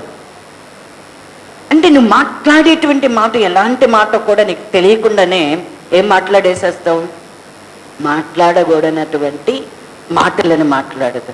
పోకిరి మాటలు, సరసోక్తులు, ఇలాంటివన్నీ కూడా మీ నోటన అనేటువంటివి రాకూడదు. ఇక్కడ అంటున్నాడు, ఇక విగ్రహారాధికుడై ఉన్న లోబి అయినా సరే. లోబిత్వము అనేటువంటిది ఏమంటున్నాడు? విగ్రహారాధన. నేను విగ్రహారాధన చేయట్లేదు అని మనం అనుకుంటాం, కానీ లోబిత్వము నీలో ఉన్నది అంటే నా సంపాదన, నా భర్త సంపాదన నాదే అని నీవు కనుక అనుకున్నావు అనుకోండి, నేను దీనిలో ఎవ్వరికి కూడా పాలు లేదు, నువ్వెవ్వరికి ధర్మం చేయడానికి కానీ లేకపోతే సహాయం చేయడానికి కానీ నీవు ఇష్టపడక, ఇది నా భర్త కష్టార్జితం, ఇది నా కష్టార్జితం, లేకపోతే నా పితరుల కష్టార్జితం, ఇది నాకే గాని మరి ఎవరికి చెందింది కాదు అనేటువంటి మనసు నీకు ఉందనుకోండి,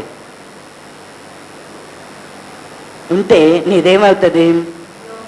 లోపిత్వం అయిపోతుంది. ఇది కూడా ఏమిటి అంటే కనుక విగ్రహారాధనతోనే సమానం. విగ్రహారాధనతోనే సమానం. బాగా ధనవంతుడు ఏం చేస్తున్నాడు? తనకు కలిగినటువంటి పంటను బట్టి కొట్లలో సమృద్ధిగా నింపుకుంటూ సంతోషిస్తున్నాడు. ఏమని? తినుము, త్రాగుము, సుఖించు. అంటే మనం బాగా సంపాదించుకొని మనం బాగా తిని మనం సుఖంగా ఉన్నాం అనుకుంటే దేవుడు ఏమంటాడు మనల్ని? ఖచ్చితంగా మన ప్రాణాన్ని అడుగుతాడు. అంటే మనం ఎప్పుడు కూడా వీటి కొరకు మనము జీవించేటువంటి వారం, వీటి కొరకు మనము బ్రతికేటువంటి వారముగా ఉండకూడదు. ఇది లోభిత్వం అనేది విగ్రహాలు. ధనాపేక్ష అనేటువంటిది కూడా విగ్రహారాధనే. ధనాపేక్ష కూడా ఎలాంటిదంటే విగ్రహారాధనే. నీవు నేను ధనాన్ని అపేక్షిస్తున్నాము అంటే అదొక పెద్ద విగ్రహం. ఎందుకంటే ధనం ఎక్కడుంటుందో మనస్సు అక్కడే ఉంటుంది. నీ మనస్సు అక్కడే. నీ ఇంటిలో ఏ వెంకటేశ్వర స్వామి ఉండడు, లేకపోతే ఏ లక్ష్మీదేవి ఉండదు, ఏ సరస్వతి ఉండదు, కానీ నీలో ఒక్క ధనాపేక్ష ఉంటే చాలు, లోభిత్వం అనేటువంటిది ఉంటే చాలు, విగ్రహము నీ ఇంటిలో ఉన్నట్టే నీ మనస్సులో కూడా ఉన్నట్లే. ఈ విగ్రహారాధన వీటన్నిటినీ కూడా మనం ఏం చేయాలంటేనంట తొలగించుకోవాలా. ఇక్కడ అంటున్నాడు, క్రీస్తు యొక్కయు దేవుని యొక్క రాజ్యానికి మనము హక్కుదారులము కాదు అంటూ ఇంకొకటి ఏమి హెచ్చరిక? వ్యర్థమైనటువంటి మాటల వలన ఎవరిని కూడా మిమ్మును మోసపరచనీయకుడి. ఎవరైనా వచ్చి మీతో వ్యర్థంగా మాట్లాడుతున్నారా, మీరు మోసపోతారు సుమా. వ్యర్థమైనటువంటి మాటలు అవి మీకేం కలుగజేస్తాయి అంటే అపవిత్రతను కలుగజేస్తాయి. అవి కురుకుడు పుండు ప్రాకినట్లుగా ప్రాకి నిన్నేం చేస్తుందంటే దేవుని వాక్యములో నుండి నిన్ను తప్పింపచేస్తుంది. అందుకని నీ దగ్గరికి వచ్చి, లేక ఇప్పుడు అసలు వచ్చే పని లేదు, వెళ్ళడానికి మనకి వెళ్ళాల్సినంత అవసరం లేదు. ఇప్పుడు ఏం కావాలా? సెల్ ఫోన్ చాలు. సెల్ ఫోన్ ఆన్ చేస్తే ఎంతసేపు మాట్లాడుకుంటారు? ఏం మాటలు మాట్లాడుకుంటున్నారు? ఈరోజు నువ్వు ఎంతసేపు ప్రార్థన చేసావు? ఇదిగో నేను కొంచెం సేపే చేయగలిగాను ప్రార్థన, నేను ఎక్కువ సమయం ప్రార్థన చేయలేకపోయాను, నా కోసం ప్రార్థన చేయని ఏమన్నా నీ సహోదరికి చెప్తున్నావా? ఈరోజు నేను వాక్యాన్ని తప్పి నేను నా ఇష్టానుసారంగా నేను చేశాను, నా మాటలు నాకు సరిగా లేవు, నా కోసం ప్రార్థన చేయని ఎవరికన్నా చెప్తున్నావా? ఫోన్ చేసి ఏం చెప్తున్నావు? ఏం మాట్లాడుకుంటున్నారు మీరు మాట్లాడుకునే సమయంలో? వ్యర్థమైనటువంటి మాటల చేత మిమ్మల్ని ఎవరు కూడా మోసగించకుండా మీరు చూసుకోవాలంట. ఇట్టి క్రియల వలన ఏమవుతుందంట? దేవుని యొక్క ఉగ్రత అవిధేయులైనటువంటి మీ మీదకి వచ్చేసి ఏముంది? మాటలే కదా, ఇప్పుడు మాట్లాడుకుంటున్నాం అనుకోబాకండి, నీ ప్రతి మాట కూడా రికార్డ్ అవుతా ఉన్నది. నీ ప్రతి మాట ఎక్కడ రికార్డ్ అవుతుంది? నీవు దేవుని యందు విశ్వాసం కలిగిన వాడవా, నీవు దేవుని యందు భయభక్తులు కలిగి ఉన్నవాడవా? మీరిద్దరు మాట్లాడుకుంటా ఉంటే నీ ప్రతి మాట కూడా ఏమవుతుంది? రికార్డ్ చేయబడుతుంది. నీ మాటలు ఏమై ఉన్నాయి అనేది. ఎవరైనా మన మాటలు రికార్డ్ చేస్తున్నారు అంటే ఎలా మాట్లాడతాం? ఈరోజు చెప్తున్నా మీకు, మీ మాటలు రికార్డ్ చేయబడుతున్నాయి. ఎవరు రికార్డ్ చేస్తున్నారు? మేమెవరూ రికార్డ్ చేయట్లేదు. లేకపోతే మీరెవరు ఫోన్ చేస్తున్నారో వాళ్ళు రికార్డ్ చేస్తున్నారో లేదో మాకు తెలియదు. చాలామంది ఫోన్లో ఏముంటుందంటే రికార్డింగ్ సిస్టమ్ ఉంటుంది, రికార్డ్ అవుతూ ఉంటాయి. అవసరమైనప్పుడు వినడానికి, అర్థమైందా ఏం మాట్లాడాము అనేటువంటిది. అయితే మీ మాటలు ఇక్కడ రికార్డ్ అవుతున్నాయో లేదో నాకు తెలీదు. మీరు ఫోన్ చేసేవాళ్ళు, మీరు మాట్లాడేవాళ్ళు మీ ఫోన్లో రికార్డ్ చేస్తున్నారో లేదో నాకు తెలియదు. కానీ విశ్వసించినటువంటి మన అందరి మాటలు కూడా ఏమవుతున్నాయి? మనం ఏం మాట్లాడుతున్నాం, ఎవరితో మాట్లాడుతున్నాం, ఎలా మాట్లాడుతున్నాం, మన మాటలు అనేటువంటివి ఏమై ఉన్నాయో రికార్డ్ అవుతుంది. వ్యర్థమైనటువంటి మాటలు మాట్లాడి దేవుని యొక్క ఉగ్రతని మీద తెచ్చుకోవద్దు. దయచేసి దేవుని ఉగ్రత అనేది మీ మీదకి తెచ్చుకోవద్దు. ఖచ్చితంగా పౌలు గారు తిమోతి గారితో చెప్తాడు, ఏంటంటే ముసలమ్మ ముచ్చట్లను విసర్జించి నీకు నీవే దైవభక్తిని సాధకం చేసుకో. ఎవరైనా భక్తి కలిగిన వారుగా ఉండాలి అని అనుకుంటున్నారా?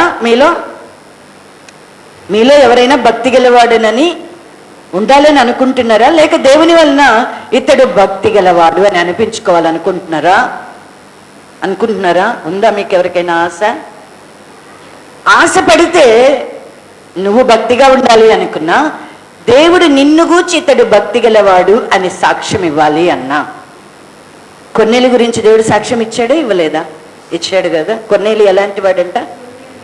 ఇటలీ పటాలం అనబడినటువంటి పటాలంలో భక్తి గల శతాధిపతి ఒకడు ఉండేను అని రా. అంటే ఇప్పుడు ఆయన భక్తి గలవాడని ఎవరి చేత సాక్ష్యం పొందాడు? దేవుని చేత సాక్ష్యం. ఇప్పుడు నీవు నేను భక్తి గలవారమని దేవుని చేత సాక్ష్యం పొందాలంటే భక్తిని నీవు సాధకం చెయ్యాలి, అభ్యాసం చేసుకోవాలి.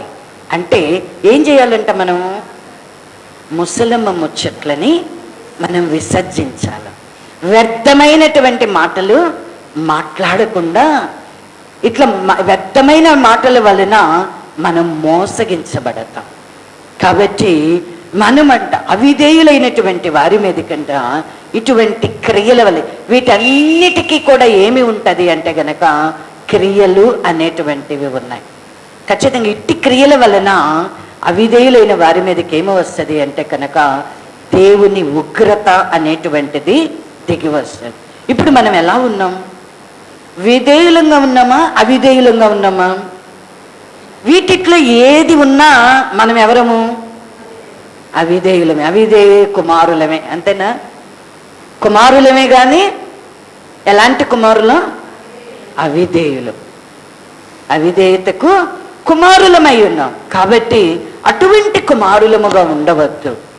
నీలో జాగ్రత్తం ఉండి ఉండకపోవచ్చు, లేక మరికొందరిలో లోభిత్వం ఉండి ఉండకపోవచ్చు, ఎవరికైనా ధారాళంగా పంచిపెట్టగలిగిన వారుగా ఉండవచ్చు, లేకపోతే కొంతమందిలో బూతులు ఉండవు, కొంతమందిలో పోకిరి మాటలు ఉండవు, కొంతమందిలో మరి అపవిత్రమైనటువంటి వట్టి మాటలు ఏవి ఉండవు.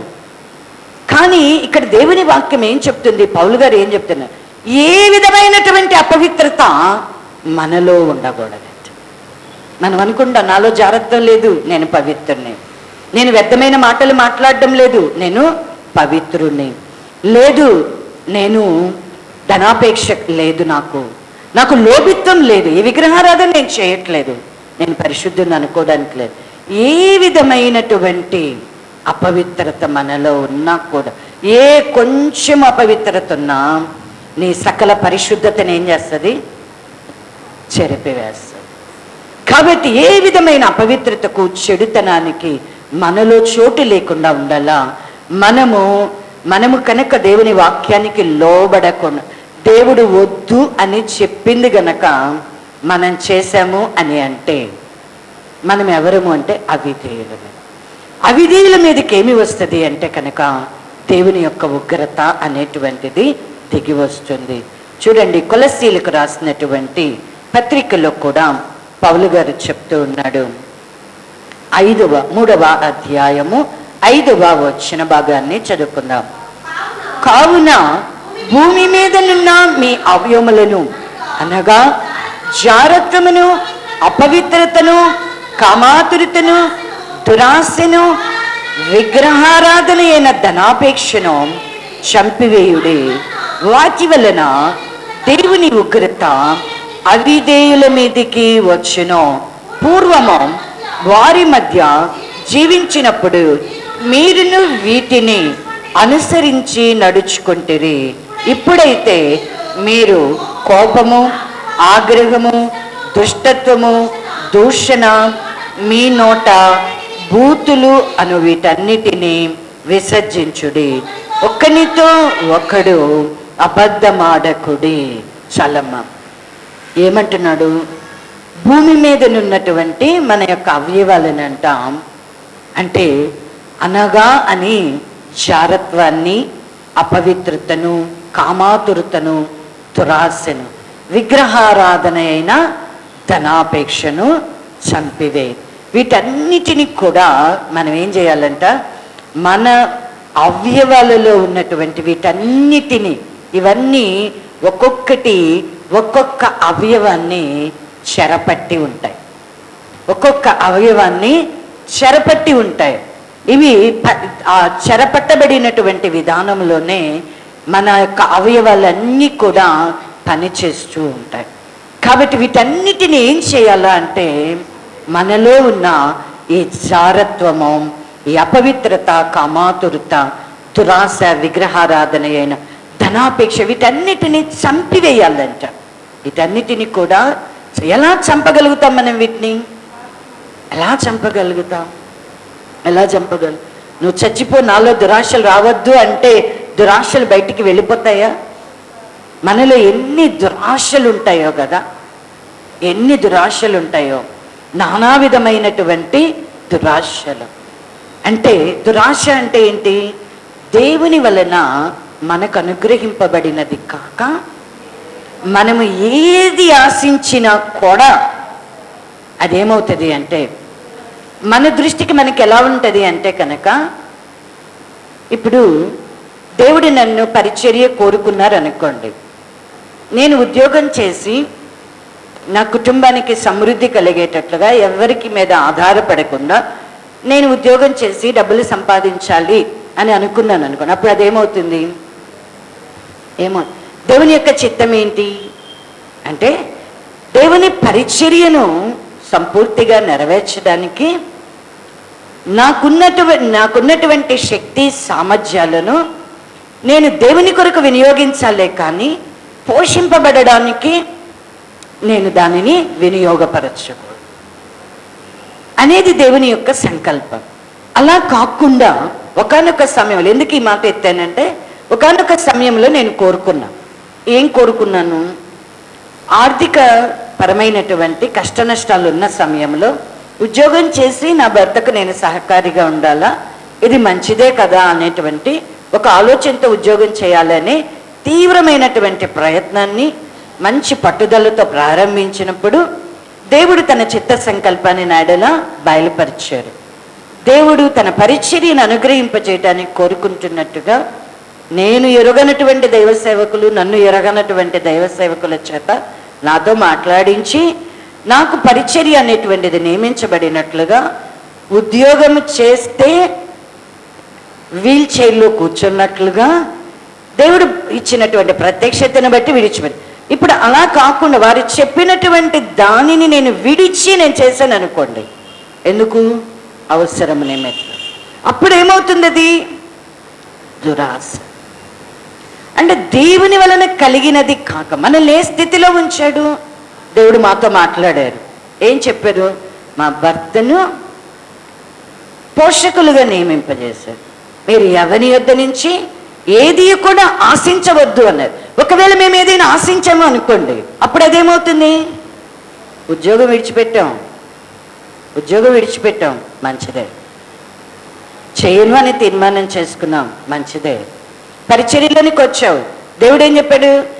మీ భర్తలను మీకు పోషకులుగా నేను అనుగ్రహింపజేస్తున్నాను, వారిని నేను ఆశీర్వదిస్తాను, మీకు సమృద్ధిని కలుగజేస్తాను, మీరు ఎవరి యొద్ద నుంచి ఏది ఆశింపవద్దు, బహుమానములనైనను కానుకలనైనను స్వీకరించవద్దు, మీరు ఒకరినొకరు ఆదరించుకోండి, ఒకరినొకరు బలపరుచుకోండి, ఒకరికొకరు సహకారులుగా ఉండమని మమ్మల్ని నియమింపజేసి. ఇప్పుడు మేము ఏదైనా ఆశించాము అనుకోండి, అదేమవుతుంది? మరలా తిరిగి ఏమవుతుంది? ఖచ్చితంగా దురాశ.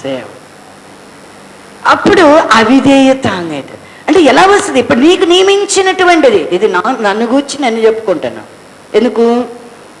అర్థం అవ్వడానికి.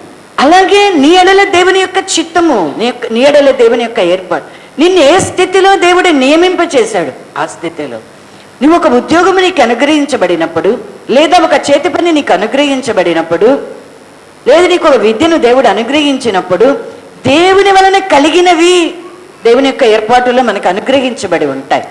ఖచ్చితంగా మనకి ఏమేమి కావాలో అన్ని దేవుని చిత్తంలో ఉన్నాయండి. అవన్నీ మనకు ఇచ్చి ఉన్నాడు. ఎంతమంది నమ్ముతారు?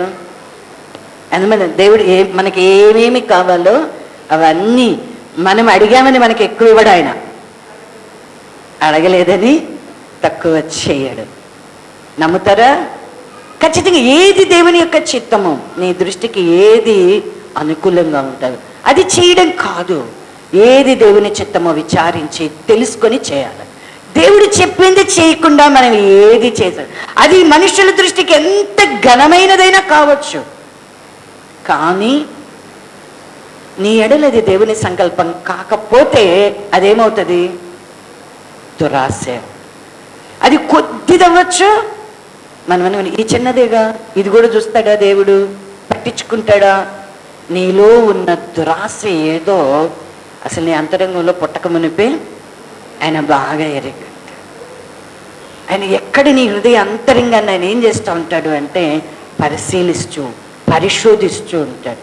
నీలో ఎందుకు పరిశోధిస్తే? నీలో ఏ పాపం అనేటువంటిది లేకుండా నిన్ను ఆయన వలె పరిశుద్ధుడుగా చేయాలా, ఆయన వలె నిన్ను నీతిమంతుడుగా చేయాలా, ఈ లోకానికి కలగబోయే ఉగ్రతలో నుంచి నిన్ను తప్పించి నేను రక్షించాలా, ఆయనతో కూడా నీవు జీవించాలా సదాకాలం. ఇది ఆయన యొక్క కోరిక, ఆయన యొక్క ఉద్దేశం. దాని కొరకే మన హృదయాలను ఎప్పుడు కూడా ఆయన ఏం చేస్తూ ఉంటాడు? పరీక్షిస్తూ ఏ పాపం అనేది మనలో లేకుండా ఉండేటట్లు. నీవు కనుక ఆయనతో సహవాసం చేస్తూ ఉంటే నీలో ఏ పాపం ఉందో, నీలో ఏ దోషం ఉందో, నీలో ఏ అపవిత్రత ఉందో ఇదంతా నీ కన్నులకి చక్కగా చూపిస్తూ నీవు ఒప్పుకొని దాన్ని విడిచిపెట్టుకోవడానికి అవసరమైన శక్తిని, వాక్యము నడిపింపుని కూడా నీకిస్తూ దేవుడు నీ కుడి ప్రక్కనే ఉండి నేను బలపరుస్తూ నేను నడిపిస్తూ ఉంటాడు. ఎంత బాగుంటుంది అంటే అది దేవునితో కూడా నడిచే భాగ్యం. అదే నీలో ఉన్న పాపాన్ని అంతటినీ పరిహరింపజేస్తూ, ఎప్పుడైతే పాపము నీలో పరిహరింపబడతా ఉంటుందో నువ్వెవరితో నడుస్తావు అంటే గనక, ఎప్పుడైతే నీ దోషాలను నువ్వు ఒప్పుకుంటూ దేవుని వల్ల కలిగే పరిశుద్ధత కొరకు నీవు దేవునికి సమర్పించుకుంటూ ఆయన చెప్పింది చేయడానికి నీవు విశ్వాసాన్ని కలిగి ఉంటావు. ఇప్పుడు ఇక ఆయనతో కూడా నువ్వేం చేస్తూ ఉంటావంటే నడుస్తూ ఉంటావు. అవిధేయుల మీదకి ఏమి వస్తుంది అంటే కనుక దేవుని యొక్క ఉగ్రత అనేటువంటిది వస్తుంది. కాబట్టి మనం అటువంటి అవిధేయులముగా ఉండకూడదు, దురాశలు అనేటువంటివి మనలో ఉండకూడదు. ఇంకా ఇక్కడ పౌలు గారు ఇక్కడ కూడా చెప్తున్నాడు ఏంటి, ఇంకా మనలో ఏముంటాయంటే మీరు కోపము, ఆగ్రహము, దుష్టత్వము, దూషణ, మీ నోట బూతులు, ఇవన్నీ కూడా విసర్జించాలంట. ఒకరితో ఒకరు అబద్ధాలు కూడా చెప్పుకోకూడదు. ఇప్పుడు నీలో కోపం ఉందనుకోండి, నీలో ఆగ్రహం, కోపాన్ని గురించి కూడా చాలా పరిశుద్ధాత్మదేవుడు మనతో మాట్లాడుతున్నారు. అంటే కోపం అనేటువంటిది వింటున్నాం, కోపం ఎంత పాపమో కదా, ఎంత పాపమో మనం వింటున్నాం. ఈ కోపం అనేది మనం విడిచిపెట్టకపోతే దేవుని యొక్క ఉగ్రత అనేది మన మీదకి దిగొస్తుందంట. ఆగ్రహాన్ని కనుక మనం విడిచిపెట్టకపోతే బూతులు అనేటువంటి ఏముంది, బూతులేగా, దేవుడికి ఏమైనా వినబడతాయా అనుకోబాకండి. మీ నోట బూతులు కనుక మీరు విడిచిపెట్టకపోతే అవిధేయులైనటువంటి వారి మీదకి ఏముందంట, దేవుని ఏముంది, నేను తిట్టి తిడితే ఇదేమన్నా అడ్డమైద్దా దేవుడికి అనుకోబాకండి. మీ నోరు ఏమైపోతుంది, అపవిత్రపరచబడుతుంది. వ్యర్థమైన మాటలు మాట్లాడడం వలన అపవిత్రపరచబడుతుంది. బూతులు మాట్లాడడం వలన మీ నోరు ఏమైపోతుంది, అపవిత్రపరచబడుతుంది. కాబట్టి మీ నోటిని, మన యొక్క అవయవాలన్నిటిని కూడా ఏం చేయాలంటే మనమంతా జాగ్రత్త చేసుకోవాలా, దేవుని కొరకు సమర్పణ చేసుకోవాలా. మన అవయవాల్లో ఉన్న పాపాన్ని అంతటిని కూడా మనం ఏం చేయాలంటే చంపేసేయాలా. చంపడం అంటే వీటన్నిటిని కూడా మనము విసర్జించాలా. బూతులు వీటన్నిటిని విసర్జించాలా. ఒక్కనితో ఒకరు అబద్ధాలు కూడా చెప్పుకోకూడదంట. అబద్ధం ఎంత బాగా ఏలుబడి చేస్తుంది అంటే దేవుని సంఘంలో ఎంత బాగా ఏలుబడి చేస్తుంది అంటే, మనం ఒక్కరితో ఒకరము ఎప్పుడు సత్యమే మాట్లాడుకోవాలని వాక్యం మనకి చెప్తుంది, ఆజ్ఞాపిస్తుంది. కానీ మనం ఏం మాట్లాడతారు, ముందు ఏం మాట్లాడతారు, ఏముందిలే ఇప్పుడు మాట్లాడాను, రేపు చెప్పను, ఇక నేను చెప్పను ప్రభువా, ఇక నేను మాట్లాడను ప్రభువా అంటారు. కానీ మరలా తిరిగి ఏం మాట్లాడతారు, అవసరమైతే మాట్లాడకుండా నీ నోటిని మౌనంగా ఉంచుకోండి, కానీ అబద్ధం మాత్రం చెప్పద్దు. ఒకవేళ నేను నిందించినా, దూషించినా, నిన్ను గూర్చి చెడ్డ మాటలు మాట్లాడి నీ నోటిని తెరచి మాత్రం నీవు అబద్ధాన్ని మాత్రం వచించదు. మౌనముగా నోరు మూసుకొని గనక నీ వాటిని సహించగలిగితే, నీ వాటిని భరించగలిగితే గనక దేవుడు తన మహిమ కొరకు నిన్ను నియమింపజేసుకుంటాడు.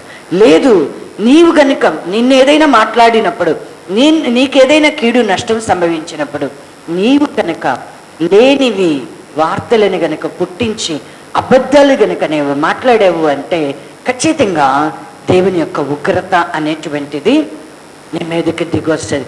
వీటిని వేటిని కూడా మనము చేసేటువంటి వారంగా ఉండకూడదు. ఇంకా ఎవరి మీదకి దేవుని యొక్క ఉగ్రత అనేది వస్తుంది అంటే కనుక చూడండి, రోమాపత్రిక 2వ అధ్యాయము, రోమాపత్రిక 2వ అధ్యాయము 8వ వచన భాగమును 9వ వచన భాగమును చదువుకుందాం. అయితే భేదములు పుట్టించి సత్యమునకు లోబడక దుర్నీతికి లోబడు వారి మీదికి దేవుని ఉగ్రతయు రౌద్రమును వచ్చును. దుష్కార్యము చేయు ప్రతి మనుష్యుని ఆత్మకు, మొదటి యూదునికి గ్రీసు దేశస్థునికి కూడా శ్రమయు వేదనయు కలుగును. ఇంకా ఎవరికి వస్తుందంట, ఎవరి మీదకి వస్తుందంట దేవుని యొక్క ఉగ్రత అంటే భేదములు పుట్టించే వారి మీదకి కూడా ఏమొస్తుంది. మనం అనుకుంటాం ఒక్కరి మీద ఒకరికి చెప్పేటప్పుడు ఏమనుకుంటాం, ఒక్కరిని గూర్చి మరి ఒకరికి చెప్పేటప్పుడు మనం ఏమనుకుంటామంటే నేను వాళ్ళని గురించి ఉన్నది ఉన్నట్లే చెప్పాను అనుకుంటాం, అంతేనా? కానీ నీవు చెప్పినటువంటి మాటను బట్టి ఎదుటి వారి యొక్క హృదయములో భేదము కలుగుతా ఉన్నది అనేది నీకు గ్రహింపు రాకపోతే ఖచ్చితంగా నీవు అవిధేయుడవే. ఏమవుతుంది అండి నీ మీదకి దేవుని యొక్క ఉగ్రత. వీలైనంత మటుకు మనం ఎలా ఉండాలి అంటే కనుక సమస్త మనుషులతో కూడా సమాధానముగా ఉండాలి. ఎవరితోనూ మనము ఎవరైనా ఇద్దరికి భేదాలు ఉన్నాయనుకోండి, మనం సమాధాన పరిచే వరంగా ఉండాలి. మనకు అప్పగించబడే పరిచర్య ఏంటి, సమాధాన పరిచేటువంటి పరిచర్య. అది మొదట దేవునితో కానివ్వండి, మనుషులతో కానీ మనము సమాధాన పరిచే వరముగా ఉండాలి. కానీ భేదాలను పుట్టించేవారుగా, రహస్యంగా బోధించడం, లేకపోతే వ్యర్థమైనటువంటి వాటి విషయంలో మాట్లాడడం, వీటన్నిటినీ ఏం కలుగ చేస్తుంది అంటే కనుక భేదములు అనే భేదాలను పుట్టించి, భేదము అనేటువంటిది మనం పుట్టిస్తున్నాము అంటే ఇక్కడ పౌలు గారు చెప్తున్నాడు కదా, సత్యానికి లోబడక దుర్నీతికి లోబడే వారి మీదకంట దేవుని యొక్క ఉగ్రత రౌద్రం. చూడండి, అంటే ఆయన యొక్క ఉగ్రత రౌద్రం అనేటువంటిది వస్తుందంట. సత్యానికి లోబడకపోతే, దుర్నీతికి దేవుని గూర్చి మనకి బాగా ఎరిగి ఉండి దేవునిని దేవునిగా గనక మనము మహిమపరచలేకపోతున్నామంటే, దేవునికి మనం కృతజ్ఞతాస్తుతులు చెల్లించలేకపోతున్నామంటే, దేవుడు మనకు ఆజ్ఞాపించినట్లుగా సత్యవాక్యాన్ని అనుసరించి మనం నడుచుకోలేకపోతున్నాము అంటే ఖచ్చితంగా దేవుని యొక్క ఉగ్రత అనేటువంటిదంట మన మీదకి దిగివస్తుంది. అంతేకాదు దేవుని యొక్క రౌద్రము కూడా మన మీదకి దిగి వస్తుంది. అంటే దాన్ని తాళుకోగలిగినటువంటి వారంగా మనం ఉండలేమండి. కాబట్టి దేవుడు మనల్ని రక్షించాలని కోరుకుంటున్నాడు. కాబట్టి మనం సత్యానికి విధేయులం అవుదాం, సత్యానికి మనము లోబడేటువంటి వారంగా ఉందాం. దుర్నీతికి మనలో ఏమాత్రం స్థానం లేకుండా, మనకి దుర్నీతిని గూర్చి ఈ రోమాపత్రిక మొదటి అధ్యాయం 18వ వచన భాగం నుండి మనం చూసామనుకోండి, 18వ వచన భాగం నుండి 32వ వచన భాగం వరకు మనం గనక ధ్యానం చేస్తే, సత్యమునికి గనక మనం లోబడకపోతే, దుర్నీతికి లోబడితే, దేవుని గూర్చి మనం ఎంత బాగా తెలుసుకొనినా, దేవుని జ్ఞానం అనేటువంటిది మనకి ఎంత బాగుగా అనుగ్రహింపబడినప్పుడు, దేవునిని దేవునిగా గనక మనం మహిమపరచలేకపోతే మనం ఎటువంటి వారంగా మార్చబడతాం? ఎవనికి మనం దాసులుగా చేయబడతాం? దేనికి మనం దాసులుగా చేయబడతాం? ఇక్కడ చక్కగా రాసి ఉంది. దేవుని వాక్యానికి నువ్వు లోబడకపోతే దేనికి లోబడతావు? దుర్నీతికి లోబడతావు. సత్యానికి లోబడకపోతే నువ్వు దేనికి లోబడినట్లు? దేవుని దగ్గరికి వచ్చావు కానీ దేవుని వాక్య ప్రకారంగా నువ్వు ఉండలేదు అంటే నువ్వు ఎవరికి లోబడుతున్నట్లు? దుర్నీతికి లోబడి. ఇక్కడ రాయబడినట్లుగా ఏదో ఒక అపవిత్రమైనటువంటి, దేవునికి అసహ్యమైనటువంటి కార్యములలో నీవు పాలివాడవు, పాలిభాగస్తురాలు అయి ఉంటావు ఖచ్చితంగా. ఇక్కడ పెద్ద లిస్ట్ ఉంది. వీటంతటిలో ఎక్కడో నీవు కూడా ఏమై ఉన్నావు అంటే దుర్నీతికి లోబడిపోయి ఉన్నావు. మనం ఏం కోరుకోవాలా? సత్యానికి లోబడాలి, సత్యానికి మనం విధేయులమవ్వాలి. చెప్పబడినటువంటి వాక్య ప్రకారముగా మనము నడుచుకునేటువంటి వారు, మనకు అనుగ్రహింపబడినటువంటి వాక్యమునకు మనము విధేయత చూపించే వారముగా ఉండాలి. కానీ వాక్యానికి విరోధమైనది ఏ కొంచెము దుష్టత్వము, దుర్నీతి మనలో ఉన్నా మన మీదకి ఏమి వస్తుంది అంటే కనుక దేవుని యొక్క ఉగ్రత, ఆయన యొక్క కోపము అనేది, ఆయన రౌద్రం అనేటువంటిదంట మన మీదకి దిగి వస్తుంది. ఇంకా ఎక్కడ అంటే కనుక చూడండి, ఈ 2వ అధ్యాయములోనే 2వ అధ్యాయమే 4వ వచన భాగం నుండి చదివినట్లయితే, లేదా దేవుని అనుగ్రహము మారు మనసు పొందుటకు నిన్ను ప్రేరేపించుచున్నదిని ఎరుగక, ఆయన అనుగ్రహైశ్వర్యమును సహనమును దీర్ఘశాంతమును తృణీకరించుదువా? నీ కాఠిన్యమును మార్పు పొందని నీ హృదయమును అనుసరించి ఉగ్రత దినమందు, అనగా దేవుని న్యాయమైన తీర్పు బయలుపరచబడు దినమందు నీకు నీవే ఉగ్రతను సమకూర్చుకొనుచున్నావు. నీకు నీవే ఉగ్రతను సమకూర్చుకొనుచున్నావు అని చెప్పి ఇక్కడ తీర్పు తీర్చేటువంటి మనుష్యులతో మాట్లాడుతూ ఉన్నాడు. నువ్వెవడవైనా సరే తీర్పు తీర్చేవాడవుగా ఉందావా? నీవు నిరుత్తడవే అంటున్నాడు. నువ్వెవరికైతే తీర్పు తీరుస్తున్నావు, ఎప్పుడు మనం తీర్పు తీరుస్తాము?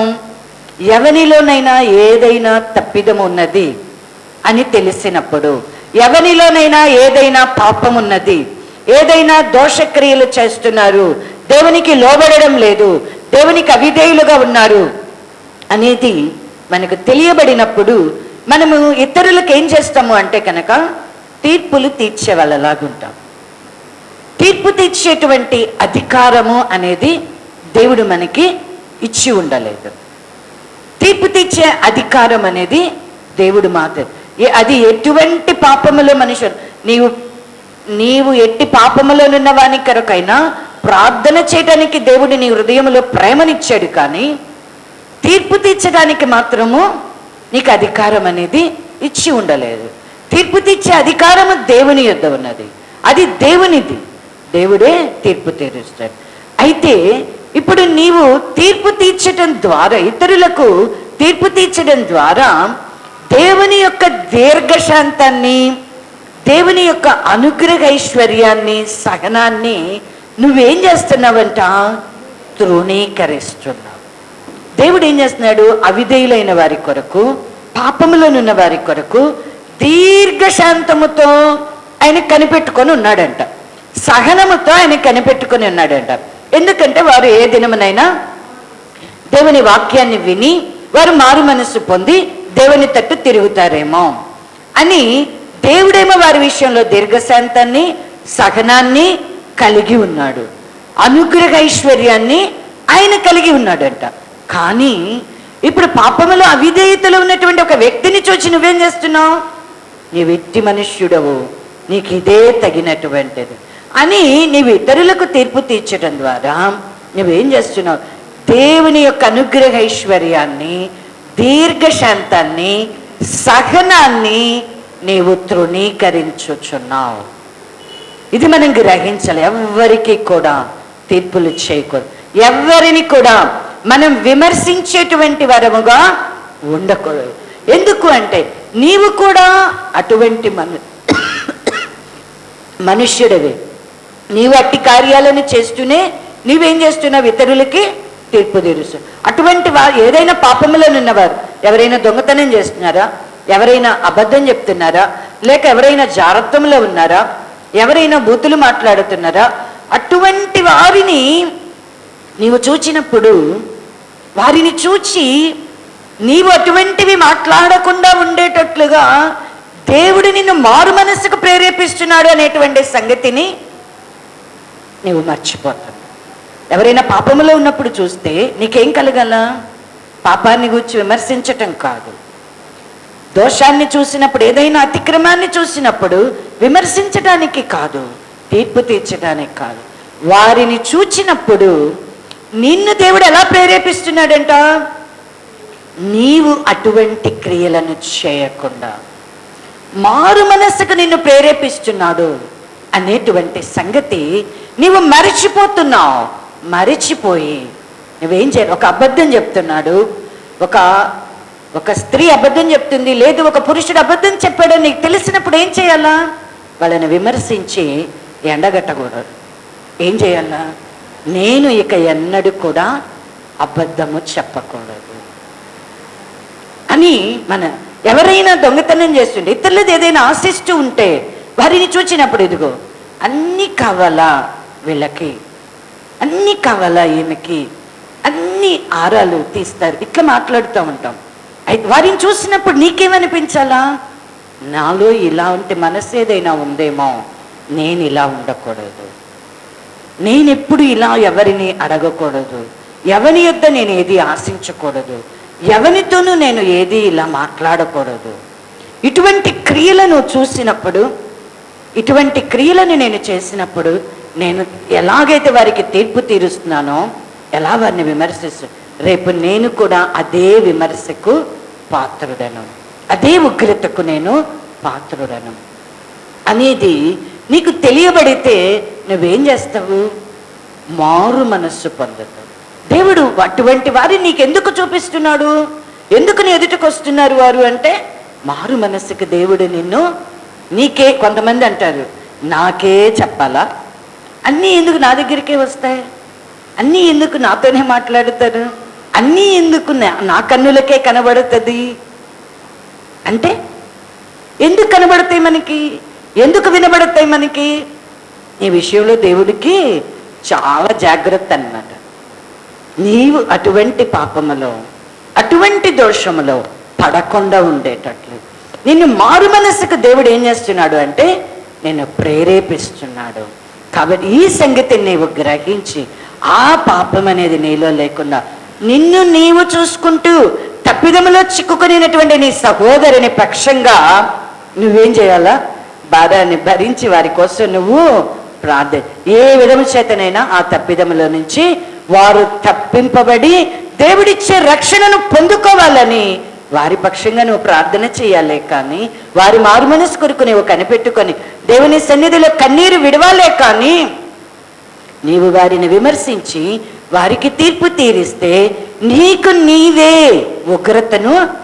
సమకూర్చుకుంటున్నాం. ఎప్పుడు కూడా ఇటువంటి కార్యాలను, ఇటువంటి క్రియలను మనము చేసేవారముగా ఉండకూడదు. ఒకవేళ ఎవరైనా నిన్ను శత్రువులుగా చూస్తున్నారా, నీకు అనిపిస్తుంది, ఏమనిపిస్తుంది? చెప్పడానికి ఇది చాలా సులభంగా ఉంటుంది, కానీ ఇది భరించడానికి, సహించడానికి, ఓర్చుకోవడానికి చాలా కష్టంగా ఉంటుంది అనిపిస్తుంది. ఎందుకంటే నీ విషయంలో ఏదైనా తప్పిదం చేశారు, నువ్వు ఎంతగా సమాధానమును కోరుకున్నా, నీవు ఎంతగా దేవుని ప్రేమను నీవు చూపిస్తున్నా, నీ విషయంలో వారు భేదాలను కలుగచేస్తా ఉన్నప్పుడు, లేకపోతే నీ విషయంలో వారు కీడును పుట్టింపజేస్తా ఉన్నప్పుడు, నీకు నష్టాన్ని కలుగజేస్తా ఉన్నప్పుడు, నీ విషయమై అబద్ధాలు చెప్తూ ఉన్నప్పుడు నువ్వు వారిని ఏం చెయ్యాలా? వారి విషయంలో నువ్వు ఎలా ఉండాలి అంటే, నువ్వు మాత్రం తీర్పు తెచ్చకూడదు, నువ్వు మాత్రం విమర్శించకూడదు. దేవుని వాక్యం ఏం చెప్తుంది అంటే కనుక చూడండి, రోమాపత్రిక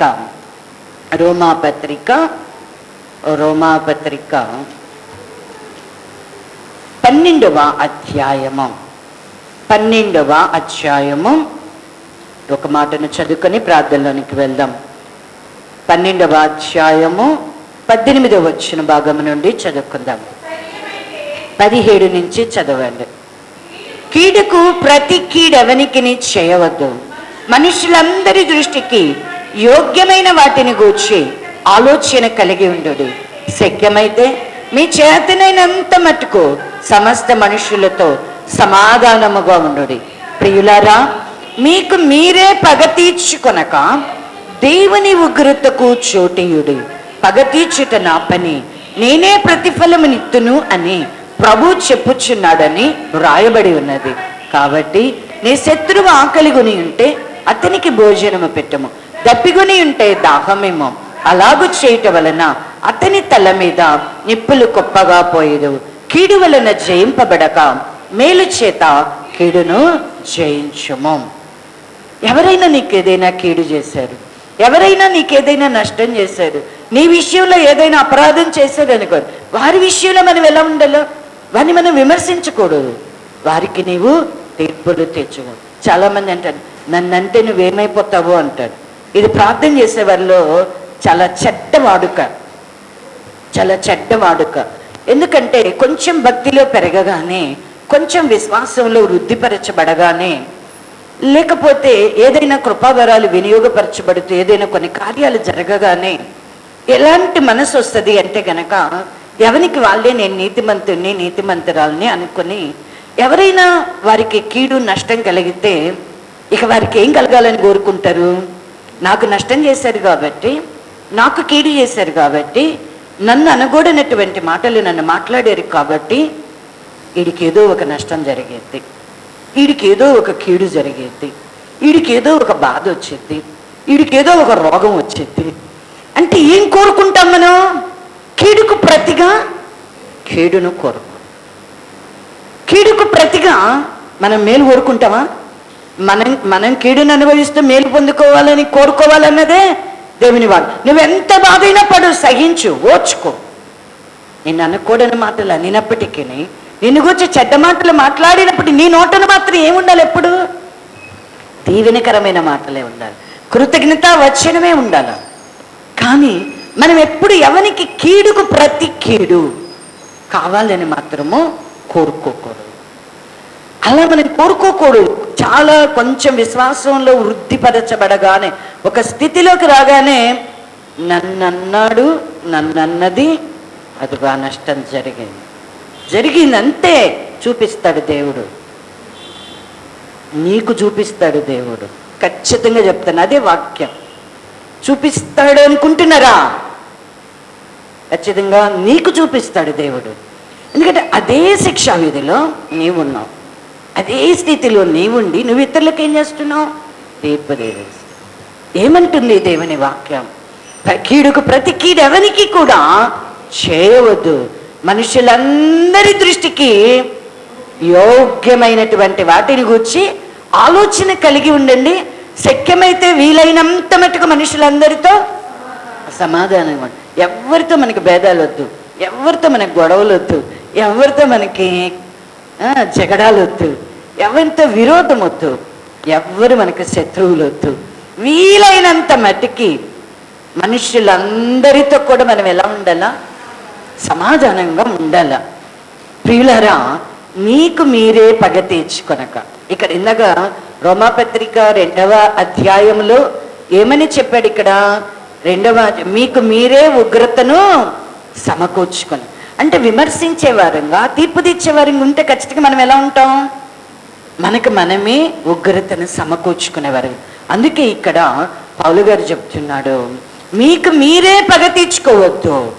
ఇక్కడ దేవుని ఉగ్రతకు చోటు ఎవరికి ఇవ్వాలంటే మనము, ఒకవేళ నిన్ను బాధించేవారు, నిన్ను శోధించేవారు, నీకు కీడు చేసేవారు, నీకు నష్టం చేసేవారు, నీకు కావాలని చేసినా లేక తెలియక చేసినా, ఏది చేసినా, ఏ విధంగా చేసినా మనం ఏం చేయాలి? నీకు నీవు మాత్రము పగ తీర్చుకోకూడదంట. దేవుని ఉగ్రతకు మనము చోటు ఇవ్వాలి. పగ తీర్చుకోవడం అనేది నా పని అని, నేనే ప్రతిఫలం ఎత్తును అని ప్రభు చెప్తూ అంటున్నాడు కదా. నీ శత్రువు గనక ఆకలి కొని ఉంటే అతనికి ఏం చేయాలా? భోజనం పెట్టాలి. తప్పిక కొని ఉంటే అతనికి తప్పిక తీర్చాలంట. అలాగూ చేయడం వలన అతని తల మీద నిప్పులు గొప్పగా పోసినట్లు. నీవు కీడు చేత దేన్ని జయించలేవు, కానీ మేలు చేత నీవు కీడుని జయించగలవు. ఇది మనం నేర్చుకోవాలా. మన మన మన భక్తి, మన విశ్వాసం అంతా ఎలా ఉంటుందంటే, మనతో ఎలా ఉంటే మనం అలా ఉంటాం. అంతేనా? నాతో బాగుంటే నేను బాగుంటాను, నాతో బాగుండకపోతే నేను బాగుంటాను. అలా ఉండకూడదు. ఎందుకంటే దేవుని వాక్యం ఏది చెప్పానో అలా మనం చేయాలా. మనుష్యుని యొక్క స్వభావాన్ని విడిచిపెట్టి మరి క్రీస్తు స్వభావాన్ని, క్రీస్తు పోలికలోనికి మనము మార్చబడుతూ ప్రభు చెప్పినట్లుగా నీతి క్రియలను మనము చేసేటువంటి వారిని ఉండాలా. ఇక్కడ చెప్తున్నాడు, దేవుని యొక్క ఉగ్రతకి మనము చోటిచ్చే వారంగా ఉండాలి, కానీ మనం పగ తీర్చుకునే వాళ్ళంగా కానీ, మనం తీర్పు తీర్చే వారంగా కానీ ఉండకూడదు. దేవుడు మనల్ని ఎందుకు పిలుచుకున్నాడు అంటే, మనల్ని ఉగ్రత పాలవడానికంట ఆయన నియమించలేదు, రక్షణ పొందడానికే ఆయన మనల్ని. కాబట్టి ఎవరు ఉగ్రత పాలవుతారో, ఎవరి కొరకు దేవుడు ఉగ్రత అనేటువంటిది సమకూర్చుతున్నాడో, ఎవరి మీదకి దేవుని యొక్క ఉగ్రత వచ్చునో మనం చూసి ఉన్నాం. అవిధేయులైనటువంటి వారి మీదకి ఏమొస్తుందంట? దేవుని యొక్క ఉగ్రత అనేది దిగి వస్తూ ఉన్నదంట. భేదాలు పుట్టించే వారికి, సత్యానికి లోబడినటువంటి వారి మీదకి ఏమొస్తుందంట? దేవుని యొక్క ఉగ్రత అనేటువంటిది దిగి వస్తూ ఉన్నదంట. తీర్పు తీర్చేటువంటి మనుష్యులకి ఏమి ఉన్నదంట? దేవుని యొక్క ఉగ్రతను వారికి వారే సమకూర్చుకొనిచున్నారట. కాబట్టి అవిధేయుల మీదకి వచ్చేటువంటి ఉగ్రత అయినా సరే, సత్యానికి లోబడక దుర్నీతికి లోబడి వారముగానైనాను, భేదములను పుట్టించు వారి మీదకి వచ్చేటువంటి ఉగ్రత అనేది మన మీదకి రాకుండా ఉండేటట్లుగా దేవుడు మనకిచ్చినటువంటి రక్షణను ఏదైతే ప్రభు చెప్పుచూ ఉన్నాడో, ఆయన రక్తము అనేది మనలను నీతిమంతులుగా చేయటము ద్వారా ఉగ్రతలో నుంచి మనము తప్పింపబడి రక్షణ పొందుదము అని మనము విశ్వాసము కలిగిన వారమే. తెస్సలోనిక సంఘము ఎలాగైతే విగ్రహములను విడిచిపెట్టి జీవము కలిగినటువంటి దేవుడు, అనగా సత్యవంతుడైనటువంటి దేవుడు, ఆయన పంపినటువంటి ప్రభు అయిన యేసు క్రీస్తు మృతులలో నుండి తిరిగి లేచాడని వారు విశ్వాసం ఉంచి ఆయన ఉగ్రతలో నుంచి తప్పించేవాడని ఆయన కొరకు వారు ఎలాగైతే ఎదురు చూస్తూ ఉన్నారో, మనము కూడా ఆయన ఇచ్చేటువంటి రక్షణ కొరకు ఉగ్రతలో నుంచి తప్పించబడేటట్లుగా ప్రార్థన చేసుకుందాం. అట్టి కృప దేవుడు సంఘానికి దయచేయునుగాక. ఆమేన్. ప్రార్థన చేసుకుందాం. జ్యోతిర్మయ ప్రార్థనలోనికి నడిపిస్తాడు.